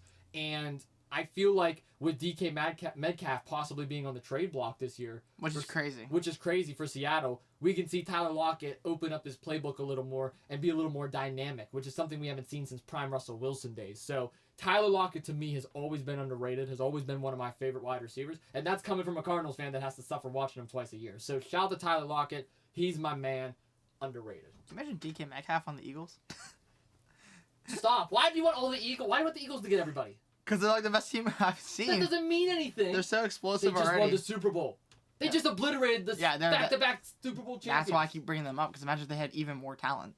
They don't need it. They don't. I mean, they need some more talent, but not that kind of talent. They got A.J. Brown and Devontae Smith. They don't need any more. And Jahan Dotson. Next up for you, Drew O'Connor. NHL.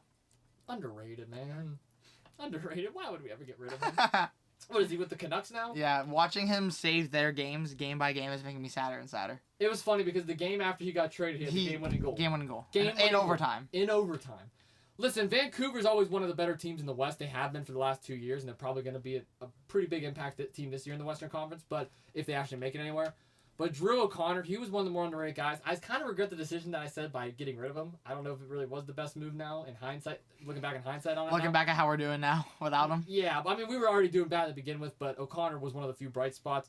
He's an underrated guy. Just because he's not a Penn anymore doesn't mean I'm going to bash him. He's underrated. Jake Gensel. Same thing with Jake Gensel. He's underrated. I mean, over the last year or so, he's really started to slow down, it seems like. But I'm not saying because he's getting older. I'm just saying, like, it seems like he's being held back. Jake Gensel was still one of the better scorers in the league. Don't get me wrong. He's definitely a guy you would want to have on your roster. Definitely a guy you would implement within your starting lineup. Maybe have him substitute in on the second line. But Jake Gensel is the type of guy to go out there, get you a hat trick every once in a while, get you a couple goals here and there, and most certainly set you up for success and get several assists. Love Jake Gensel. Underrated. Yeah, I don't understand like I'm taking anything away from him, but he was definitely much more explosive on the Penguins. He was. Even the short Which stint- is crazy because it's not even like the Penguins like were the reason he was good, because without him we're suffering. But it seems like without us he's also suffering. Like both parties are suffering now without him, which is like weird to see because usually it's one or the other.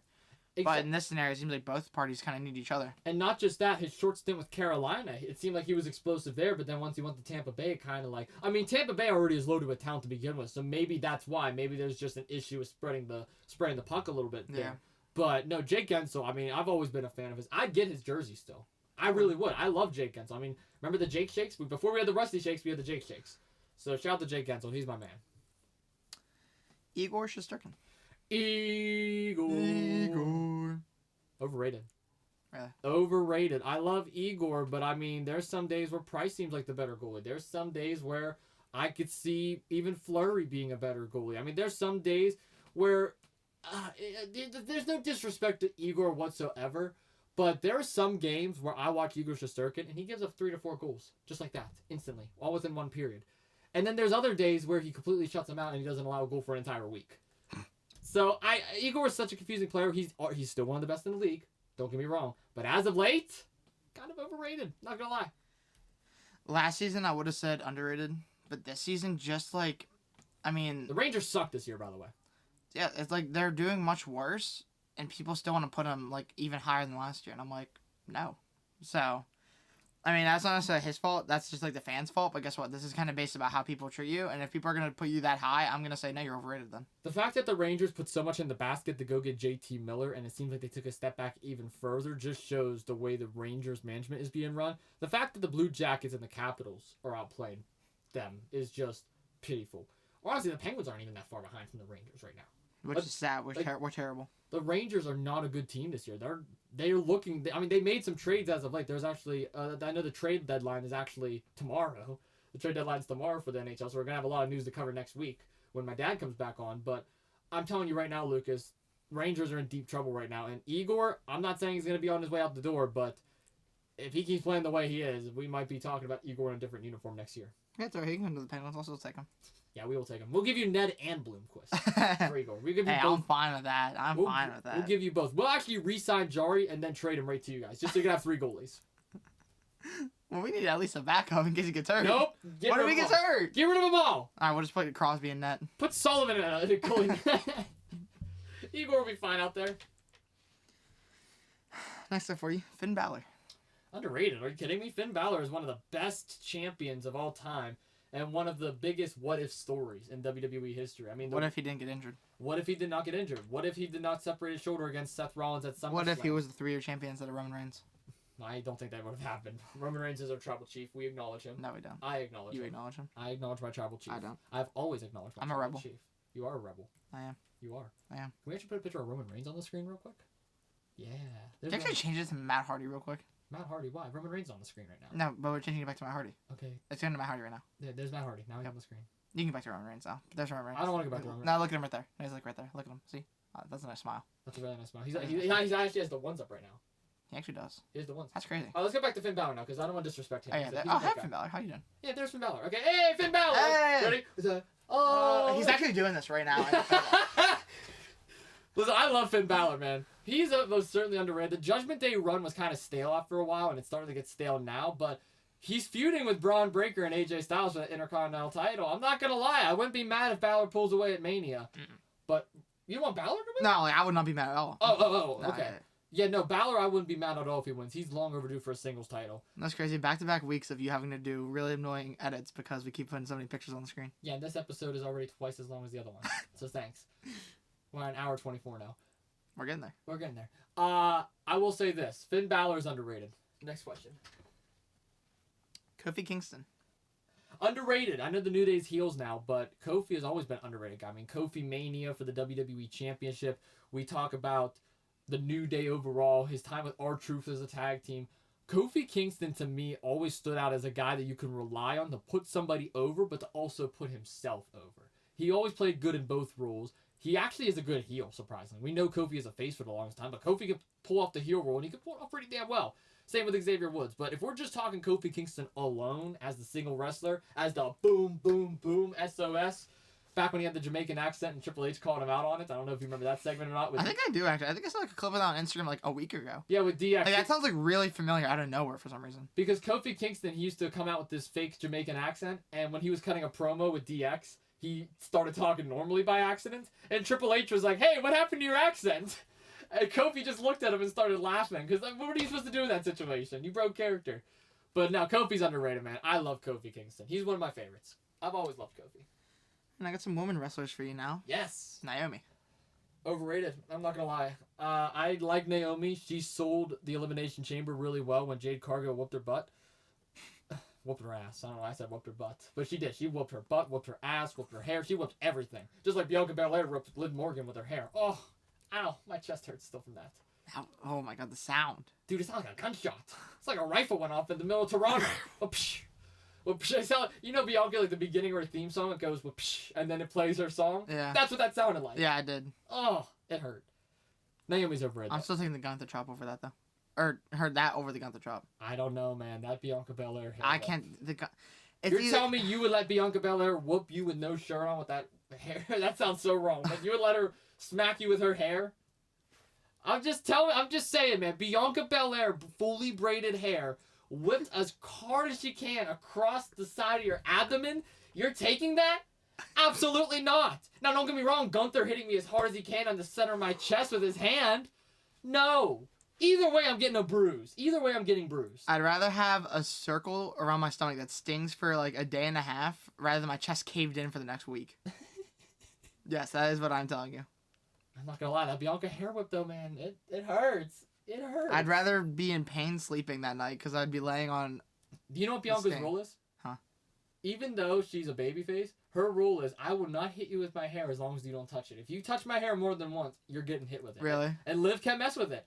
It was funny because in the post show, I forget who said it. I think it was Joe Tessitore, or maybe it was Big E. I don't know who said it. One of them said it, and they were like, Bianca, why'd you hit her with the hair? And she was like, she was trying to pull me off the pod by my hair. I gave her a chance, and she kept pulling my hair, so I whooped her with it. And I was like, yes, Bianca, keep hitting it. I was amazing. Yeah, no, but back to Naomi, man. I mean, she's a good wrestler, don't get me wrong. She's a great women's champion, former 2-time SmackDown women's champion, multi-time women's tag champ.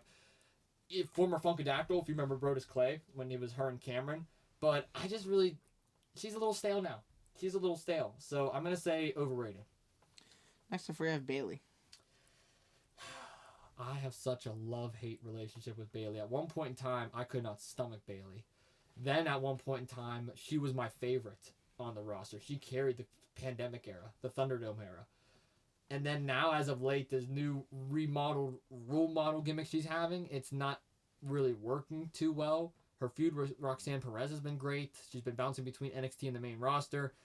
If we're talking right now, I'm going to say slightly overrated, but all-time underrated. Bayley's one of the best women's wrestlers of all time. She's in the top 5, no questions asked. She's one of the 4 horsewomen. She's one of the pioneers for WWE.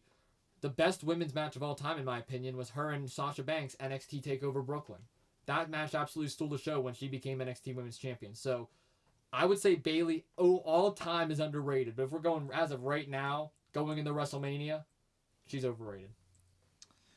All right, and then I have Trish Stratus and Trish. Oh my God! I'm about to say words. Whoa! Trish Stratus and Tiffy Time being a tag team. Overrated. They only did it because they were in Toronto. Let's be honest. That's the only reason why Trish came back. They should have. I didn't agree with that decision at all, and I talked about it on Inside the Ring. I feel like they they should be building up the story between Tiffy and Charlotte more to make that more believable before they bring Trish and Nia Jax into this. But Overall, both superstars are underrated. Don't get me wrong. Trish is one of the best of all time. Tiffy is one of the best upstarts that we've ever seen coming out of NXT. But if we're talking about the pairing, it was dynamic. It worked out. They've got a lot of cool content out on social media out of this tag team. So for the WWE's sake, yeah, it's pretty underrated. But if long term, them being a tag team, could I see them being women's tag team champions? Absolutely not. Overrated. Yeah, I don't see it being long term either. This was just a one-time thing. Let's be honest. I mean, it can be more than one time maybe, but It's Trishy time. That's what they said. yeah. That doesn't. No, it's Tiffy time, not Trishy time. Yeah. I love Trish, but it's Tiffy time. All right, you ready for the next blind ranking? I guess the last blind ranking? The last blind rank. The last Okay. blind ranking. Okay. Starting off, Elimination Chamber.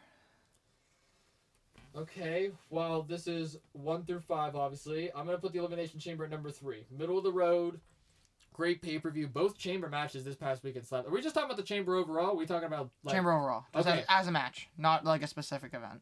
Oh, just the match. Just the match itself. Okay, I'll keep it at 3. I'm okay with that. Elimination Chamber can go to 3. Royal Rumble. 1. I love the Royal Rumble. Really? My favorite of all time. I like Royal Rumble more than I like Mania. Really? Yeah. Why? I mean, don't get me wrong. Mania is better. Mania is easily better. It's the Showcase of the Immortals, but the Royal Rumble is personally my favorite. I just love the randomness. That's why I like Reloaded so much for IWC. I just like when it's random. I like when you don't know what's going to happen next. I like the unpredictability factor. Because I've been a WWE fan for so long, it's pretty easy to predict a lot of stuff that's going to happen or go on. The Royal Rumble, it's kind of hard. I mean, you can predict the winners. You can predict some of the slots.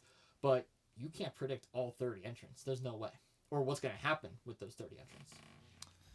Next up for you, tables, ladders, and chair match.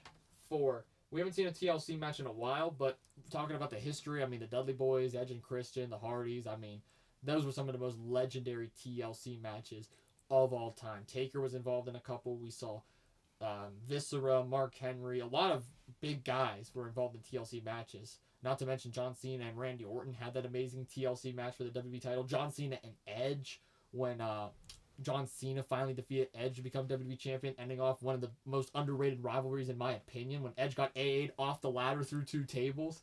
What a great spot that was. It's a good match, but comparing it to the Chamber and Rumble, no. 4. Hell in a Cell. I have a feeling I know what the 5th one's going to be, so I'm going to put Hell in a Cell at 5. I don't believe it deserves to go here. I'm going to do some moving around, but I can't put it at 2 because I have a feeling I know what the last one you're going to give me is. Well, I feel like you're definitely wrong. Okay. I Quit match. I am wrong. I was thinking it was going to be Money in the Bank. I was thinking it was going to be a Money in the Bank match. Okay, I Quit number 4. I actually like the concept of I Quit, but I feel like they drug it on a little bit too long. It's kind of hard to make I Quit innovative now. So it's at 2 for now, but we'll move it around.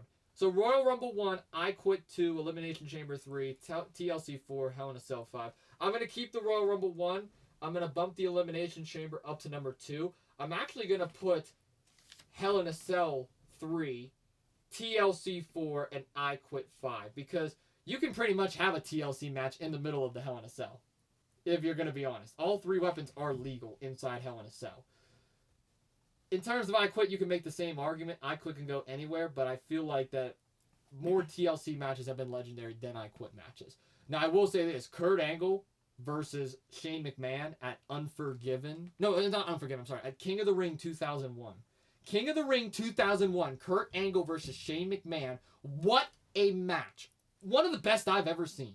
Shane McMahon was wrestled concussed in that match. Kurt Angle nearly broke his arm in that match. It was amazing. Great match. Royal Rumble 1, Elimination Chamber 2, Hell in a Cell 3, TLC 4, and I Quit 5. Maybe that should be our retirement match, an I Quit match. I'm not saying I quit. Yeah, you are. No, I'm not. Yeah, you are. I would make you say I quit. Do it, damn it. Yeah, do it. I don't want to break the audio interface. Exactly. Then we wouldn't be able to record for like 10 weeks. You're right about We'd be that. recording off an iPhone camera. We are. Alright, well mine is Royal Rumble 1. I actually really like the Royal Rumble. I was trying to get you like change your opinion by me being like why, but no, I agree with you. It's Rumble. It It's- has to it's be Rumble. Rumble. You can give me any match. It's gonna be the Rumble. I have Elimination Chamber 2, Hell in a Cell 3, Tables Ladder Chair 4, and I Quit match 5. Wait, Hell in a Cell 3? TLC? Yeah. Oh, so you have the same list. Yeah. Okay. Yeah. Yeah. Yeah. Yeah. Yeah. Yeet. I saw you going for it. That was perfectly his thing too. Alright, well, are you ready for your third Guess That Superstar? And also the last. Third, Guess That Superstar. Yeah. Or athlete. I keep saying superstar. Superstar keeps coming to me. I'm ready for it. Is this the final thing of the episode too? No. Oh gosh. We're getting close though. We are getting very close. Okay. So this player was born in the late 1990s. Born in the late 1990s. Yeah. Do you need to write down or you just want to go? I'm gonna write it down. Okay. Born in the 90s. Yep. This player is once again in the NFL. Okay, obviously. Wait, thanks, Lucas. Thanks for the hint. And born. He was, Hey, this is another one I didn't make the questions for. All right, I just grabbed this one. That's why the first one was so good because I actually personally made all the questions by looking up stats, and then that took me like half an hour alone. So I was like, yeah, I'm not doing that 3 times. They're drafted in the 2nd round. Second round player. Their father played in the NFL, All right.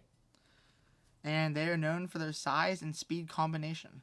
And go ahead and take your first guess, which you don't have much to work with, to be honest. No, not really. Size. Unless and you can speed. think of anyone that has a father that played in the NFL and then they played and were drafted in the 2nd round.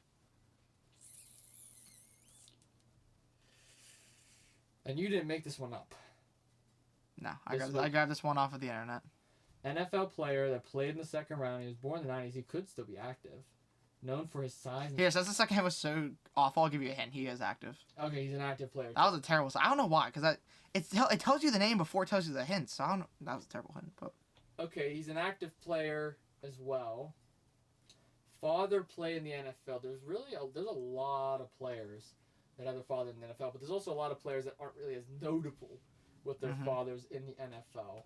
Size and speed. That could mean a bunch of different positions. Whose father played the NFL? There's a lot of good ones, man. Shador's not there yet. Not there yet. That's the player that keeps coming to mind. Father playing the NFL. Just because the father played in the NFL doesn't mean the father has to be successful. It just has to mean that the player right now is somewhat successful because they were drafted in the 2nd round. You can see that I'm completely lost. I mean, just because they're drafted in the 2nd round doesn't mean they're good. That means they're good in college, I guess. I mean, Kenny Pickett was drafted in the 1st round. Wait, I have an idea. Don't tell me. Michael Pittman Jr. No. Okay, not Michael Pittman. Who is Michael Pittman? Where does he play at? The Colts. The Colts. Wide Okay. receiver for the Colts. Okay, I couldn't think of him for a second. Okay. They played college football in the SEC. That doesn't really help. Drafted by a team in the NFC. Okay, that helps. Their number's in the teens. Their jersey number. Famous for chasing a player after an interception. Huh. And my team's primary colors are navy blue and neon green. That is going to be none other than DK Metcalf. I did not know DK Metcalf's father played in the NFL. Neither did I. I didn't either. The hint that gave it away was chasing down a player because he was chasing down Buda Baker. I remember that game. It was actually a really funny moment, I'm not going to lie. DK Metcalf is my final guess. This is a good hint to someone that doesn't know the NFL that well, but like I know damn well people have seen that clip online. Well, I mean, I'm coming from the Cardinals fan that watched that live. Yeah. Oh, that's fair. I didn't even think about that part. Yeah, I watched that play happen live. So yeah, That's fair. I remember like it was yesterday. And I'm like, Buda, run! I'm screaming.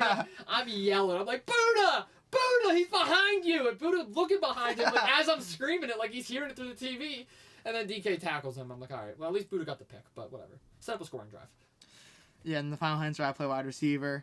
Been clocked running over 22 miles per hour in a game. That's crazy. Ron Breaker runs faster off the ropes. A mile faster than Yeah, that. off the ropes. That's still The into a ropes help spear. them. Into a spear. Yeah, but what do you think? Okay, What do you think Metcalf could do off the Time ropes? out. Would you rather get tackled from behind, 22 miles an hour by DK Metcalf, fully It wasn't padded? during that play. Fully padded, or would you rather get speared by Braun Breaker 23 miles an hour off the ropes? After he goes, Okay, put Metcalf on the ropes with no padding. I'm still taking Metcalf over Braun. Braun is a freak. Yeah, but Metcalf would probably go faster than You Braun. forget Braun Breaker was a running back at Wichita State. He attempted to qualify for the Olympic trials in sprinting. Played my entire career for the same team, and I am also known for my muscular physique and unique mouth guards. Those are the final hints. That is true. He does have some nice mouth guards. Sounds so weird to say. It's the truth, though. I mean, It is true. He has It is swag. true. I'm not making it weird. I'm just saying the mouth guards are pretty cool. Ready for the last section of this? I'm ready for the last section. We're on to the last section of Lucas Carey's episode 1. Yes, we are. It's been a good episode. It's been a very good episode. Hall of Fame or not? We just did it this We Sunday. just did it. We just did it on Sunday. We just did it. Good lord, here we go. Saquon Barkley. I would say Saquon Barkley is officially a Hall of Famer. Now that he is a Super Bowl champion, now that he's been in the league for a while, he's been consistently great on two different teams. One of them being the pitiful New York Giants, and the other Pitiful. and then the other being the Philadelphia Eagles. Hall of Famer. I agree with you there. Next up, Amon-Ra St. Brown. I would say no, not yet. He's on pace. Amon-Ra St. Brown is one of the more underrated wide receivers. He's been pretty consistent with the Detroit Lions ever since he's been drafted. But it hasn't really been enough time for me yet. He's one of the better offensive players, certainly top 10 in the league. For now, though, no.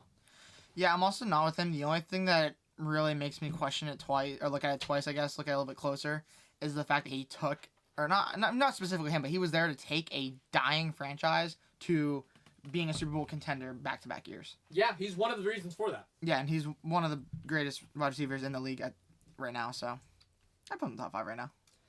I don't know about top 5, but definitely top 10. He's up there. He's close. I put him there. Okay. He's wrong. Nathan, all right, buddy. Nathan McKinnon. Oh, we're going NHL now. Yep. I don't know, because the Avalanche is kind of 50-50 sometimes. I'm going to still say he's underrated because he is obviously the best player that the Avalanche has to offer. He's been consistently good. He was he's actually the reason why they went on that run a few years ago and they actually won the Stanley Cup Finals. It was because of Nate McKinnon. So I would say he's underrated, but don't get me wrong. Time starts playing a factor. I could still lean more towards overrated because the Western Conference this year has been a bit suspect in my eyes.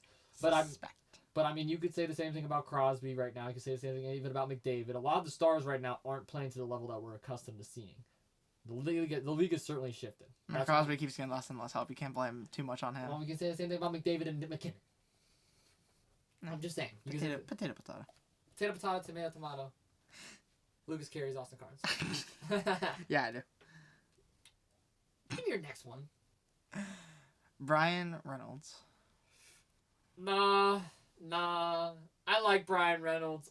Don't get me wrong, he's great. He switched positions a couple times in the outfield, but I talked to this about Greg Brown a little while ago, voice of the Pirates, and he said Brian Reynolds is one of the guys the Pirates should build around. Him, Key Brian Hayes, O'Neal Cruz, the young crew that we have right now. He's one of the reasons why the Pirates do win games and what did go on that streak a little while ago, last season when they won last 2 seasons we've been on streaks and then we just suck at the end. Yeah, but Reynolds is one of the reasons for that. He's one of the better hitters too. Don't get me wrong. He can swing that thing, but I'm gonna say no. He doesn't have the resume for it. And the Baseball Hall of Fame is tricky to get in. I mean, that's why me and you had the debate with who was McCutchen. Yeah, it was McCutchen for the longest time. After weeks and weeks of debating, I finally got you to turn. It was months, but for the longest time, I said McCutchen wasn't a Hall of Famer. I remember you called me too. Like, you listen to the episode, yeah. I'm like, no. You're like, go to this part and just press play. I'm like, all right. I went there, and you're like, McCutchen is officially a Hall of Famer. I'm like, yes. Yeah, McCutchen is a Hall of Famer. And then I laughed at you for like a week. But I'm not gonna be as easy with Brian Reynolds. He is not a Hall of Famer. No. I mean, he doesn't have the longevity. Yeah, longevity might play a role into it. And we're gonna skip a player for a second and bring up Key Brian Hayes. No, same thing with Key Brian. It's the same exact argument for him. Don't get me wrong. He's one of the better third basemen. One of the better third basemen the Pirates have had, actually, in recent memory. The reason I want to bring him up is because I want to ask then after who's closer to making. Because I figured you were saying not for both. I wanted to see who's closer in your opinion. Honestly, Hayes. I know that Reynolds has been a better hitter, but Key Brian Hayes he has been like really good at playing one position, and that is third base. Brian Reynolds has been good at a couple little things, but he hasn't been great. Key Brian Hayes has been great. Brian Reynolds is one of the reasons why we're winning. If I had to choose who would I rather keep on my team, I'm not going to lie. I would say Brian Reynolds. Oh, I'd definitely say Brian Reynolds. But if I'm saying who's closer to the Hall of Fame based off what we're seeing from their Pirates career, I think Key Brian Hayes has more memorable moments and more moments that stand out than Brian Reynolds. So I'm going to actually say Key Brian Hayes here. Josh Bell. No, it would be unfair. Don't get me wrong, he's a great player. He had a nice little playoff run back with the Pirates, but... The only reason I threw him in there is because of how close he's been to some records and stuff, and his home run numbers, and... Yeah, he's a good player. He's great, but again... I'd honestly say he's the closest of the three to being... Oh, for sure. For sure. If we're putting him in that debate with Hayes and Reynolds, he's easily the closer one out of the two. He's closer than both of them combined. But Josh Bell, I mean... A little rough after the Pirates, let's just say that. I mean, he got sent to some pretty crappy situations. So he was. We should never get rid of him. We haven't had a solid first baseman. So, I mean, we had Carlos Santana. I liked him, but then we got rid of him to keep someone else that got injured literally the game after we got rid of Santana. I was like, all right. Oh, I remember. I know. G-Man Choi, that was his name, right? Yeah. Yeah, I did not like him. I didn't want him over Santana. We got rid of him literally one game later. I'm like, that's karma. That's called karma right there. Next up, Gunther. Yeah, Hall of Famer. He had the UK Championship for about 3 years. He was Intercontinental Champion for about 666 days, and he was World Champion now for well over a year. Every Gunther reign that he has had in the WWE, the 3 championships that he's won, has either been over a year or over 2 years. That's crazy. Gunther's one of the best champions we've ever seen. He puts on great matches. He has great feuds. I mean, the match with Braun Breaker in NXT, the trilogy with Ilya Dragunov, the consistent matches on Raw with Jey Uso, the battle he had with Seth Rollins, even when he was Walter against Zack Sabre Jr. Gunther always puts on great matches. Always. Whether it was him as Walter feuding with the Undisputed Era, with Imperium, Gunther on the main roster, my man Ludwig Kaiser, who is his buddy, Giovanni Vinci, who's no longer in WWE. I gotta say, he is easily going to be a Hall of Famer. Braun Breaker. No, not yet. He's going to be there, but he's not a world champion. I'm not gonna lie, I kind of thought you were gonna say not to both, to be honest. That's why I put him in here. No, Gunther definitely is. But Braun Breaker, if we're talking NXT, Braun Breaker is one of the best NXT wrestlers of all time. I mean, he's a former 2-time NXT champion, NXT Tag Team champion. He was the last UK champion after unifying the titles, defeating Tyler Bate. I remember that. Okay, 5 more. Yeah. You say it all. Okay, I just want to give you a hint so you knew what You whispered it so loudly. Shut up. 5 more. 5 more, Austin. You know, that's also louder than the podcast is, so it would sound like a whisper on there. Braun Breaker's not, though. Jamar Chase. So I got lost on where I was for a second. No, not yet. I mean, he was in the Super Bowl once. He's on pace to be there, but he's still young in his career. Still has a long way to go. He has a lot of receiving yards. Yeah. I think a couple more playoff runs he could get there, but Right now. Bengals did him no justice this year. Nope, not at all. R-Truth. Yes, easily. He's out of everyone you gave me so far. This is the easiest yes. Easily. I mean, over 20 plus years of nothing but comedy gold. Yes, R-Truth is incredible, man. Easy Hall of Famer. All right, now his last 3. I'm gonna be honest, they're from IWC. I don't even know if they have a Hall of Fame type thing there. They do. They only have 2 guys in it though. Okay. Gannon. Yes. Okay. Let's rattle them off. Okay. And I'll tell you Gannon, why. Mila Moore, and Derek Dillinger. Gannon, yes. Derek, yes. Mila, not quite yet. All I know is she's a champion, so I just threw her in there because she's the only woman I knew that had the championship. Mila Moore is actually in a relationship with Wardlow. Really? Yeah, Wardlow. I feel like you told me that actually. Wardlow always sits up on the top of the mezzanine and watches her whenever she's wrestling. Oh really? Yeah, I thought that was pretty cool. He was up there last show. I didn't realize. But no, Mila Moore not yet, just because she just became women's champion. She's Oh. a relatively newer face in IWC. Like she's only been in the IWC within the last 2 years. Oh. So that's why I would say that Gannon's been around forever. So Gannon has to be in there. And Yeah, Derek, I still gotta learn all the wrestlers from IWC. It's so hard though because like sometimes they're there, sometimes they're not. So like it's hard to learn them. that's indie shows for you. Yeah. But Derek, he's always been consistently great. I mean, he's a heel. He's one of the better ones too. So. I love screwing around with Derek. He's easy to mess with. So Derek, yes. Gannon, yes. Mila Moore, not quite yet. She's not for now, but she'll get there one day. Well, that's what we have for today's show of Lucas Carey's, ladies and gentlemen. Austin, Yes. how do you think the first episode of this went? I think it went really well. This is now officially the second longest episode in 2 Jagoff's history, so kudos to you. We got close to first, but you know we ended a little bit. Ended a little early. I was gonna say ended early, but I literally have nothing else left to give, so that's all we had.